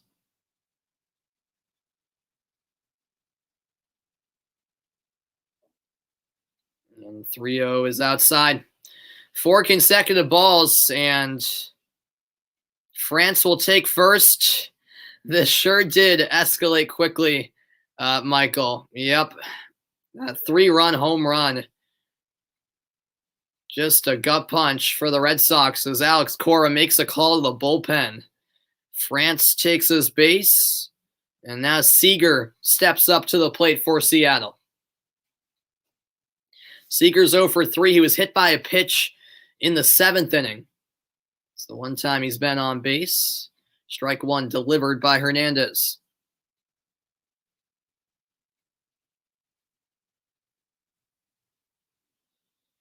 Yeah, Fenway Park is very, very quiet at the moment.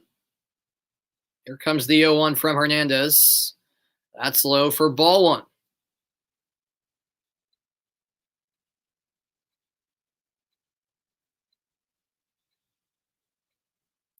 And the Red Sox bullpen once again active. The righty Austin Bryce is getting loose. It's a shame this is the way the game's gone because Pivetta had such a great start. He only allowed 1 hit through 6 innings for the Red Sox. And, the Red Sox only allowed 3 runs through 9 innings. It's not like it was a bad pitching night, but it's all gone downhill here in the 10th. 2-1 is swung on and missed. Even count at 2 apiece.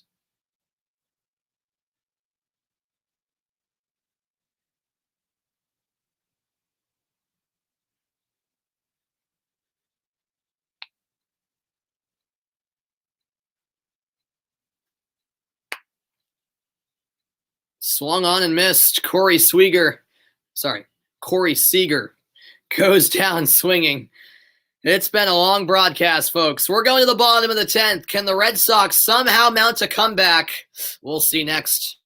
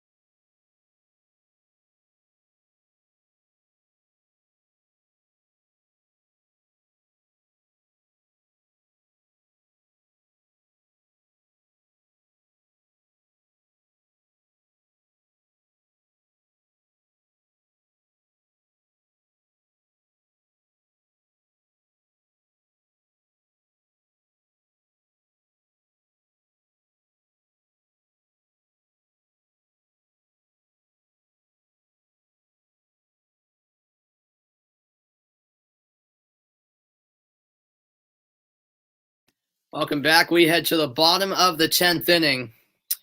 Right, Drew. Oh, did I not say Kyle Seager? Oh, I might have said Corey. Yeah, sorry. I'm slowly deteriorating. I apologize. These long streams get to me after a while. I apologize. Yeah, Kyle Seager, you are correct. Anthony Misowich, I think that's how you pronounce it, into the game for Seattle. 7 games, a 2-0 record. And the runner on second to start the bottom of the 10th for the Red Sox is Alex Verdugo. To the bottom of the 10th we go. The Mariners put up 4 runs in the top half of the inning. Ball 1 delivered to Martinez. He's 1 for 3, a walk and a single tonight.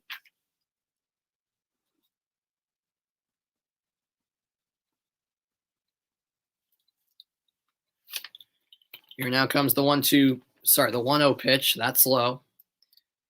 2-0 count now to JD. On deck is Xander Bogaerts for the Red Sox. It's not a terrible situation for the Red Sox here. If this is their best chance to possibly mount a comeback because they are, at the top half of their order.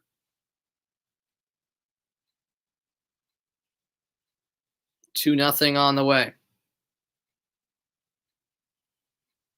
That's called a strike. Pitch that was close. Could have been just high of the zone. It looked like it might have been. Tough call. But nonetheless, 2 balls and a strike now.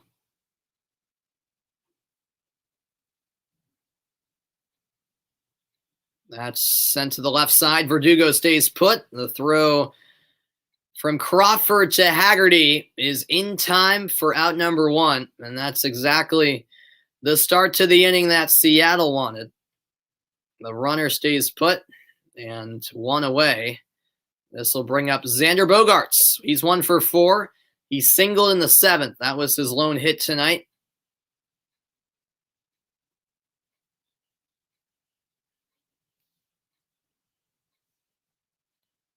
So Bogaerts steps up for the Red Sox.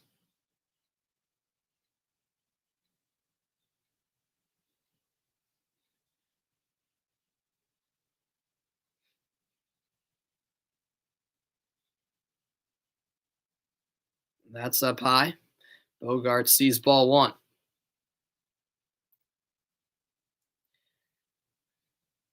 Yeah, you're absolutely right, Michael. You're absolutely right. 7 runs on 3 hits. Yep. That is insane. That is insane. Absolutely crazy. Yep. I mean, that's my point. I mean, it's crazy. You look at the how many. So 1, 2, 3, 4. So the Red Sox have had 5 pitchers, and you think, okay, this has been a rough day for the pitchers, but and you see that they allow 7 runs, but then you look at the hits allowed, only 3. That's a wild pitch, doesn't make it to the plate, but Verdugo will stay put as Murphy did a nice job preventing that ball from getting too far away. It's now a 2-1 count to Xander Bogaerts. Verdugo's the runner on second for Boston. They trail by 4 here in the bottom of the 10th inning.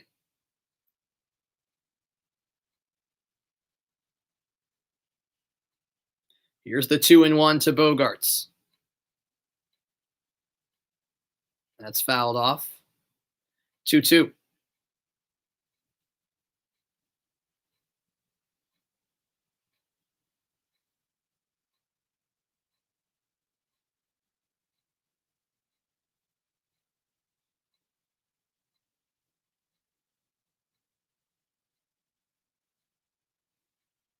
The Red Sox needing a rally here in the bottom of the 10th as they trail by 4 in extras.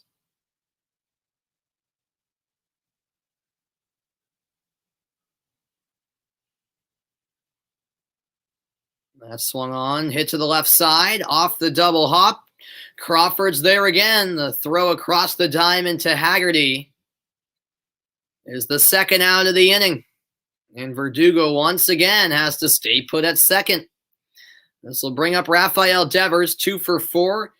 He had a solo home run, a single, 2 runs total, and a stolen base as well. The Mariners 1 out away from winning this game. Still 3 more meetings between these two teams over the next 3 days. Verdugo goes after the first pitch. Slow roller handled by Misevic and tossed over to first. Haggerty is there at first base for the final out, and that is all. As the Boston Red Sox suffered defeat, 12-8 now their record. The Mariners go to 12-7. And that will do it for my broadcast. Hope you guys enjoyed. Unfortunately, all 3 Boston teams couldn't get the win tonight. At least 2 of them did, but a disappointing ending to the stream. Hope you guys enjoyed nonetheless. The final in 10 innings, Seattle 7, Boston 3. I'm Samuel Reese signing off, saying good night. Hope you enjoyed Boston sports whip-around coverage tonight. It was fun covering the Celtics, Bruins, and Red Sox. Boston teams go 2-1 tonight. We'll take it. I'll see you guys next time. So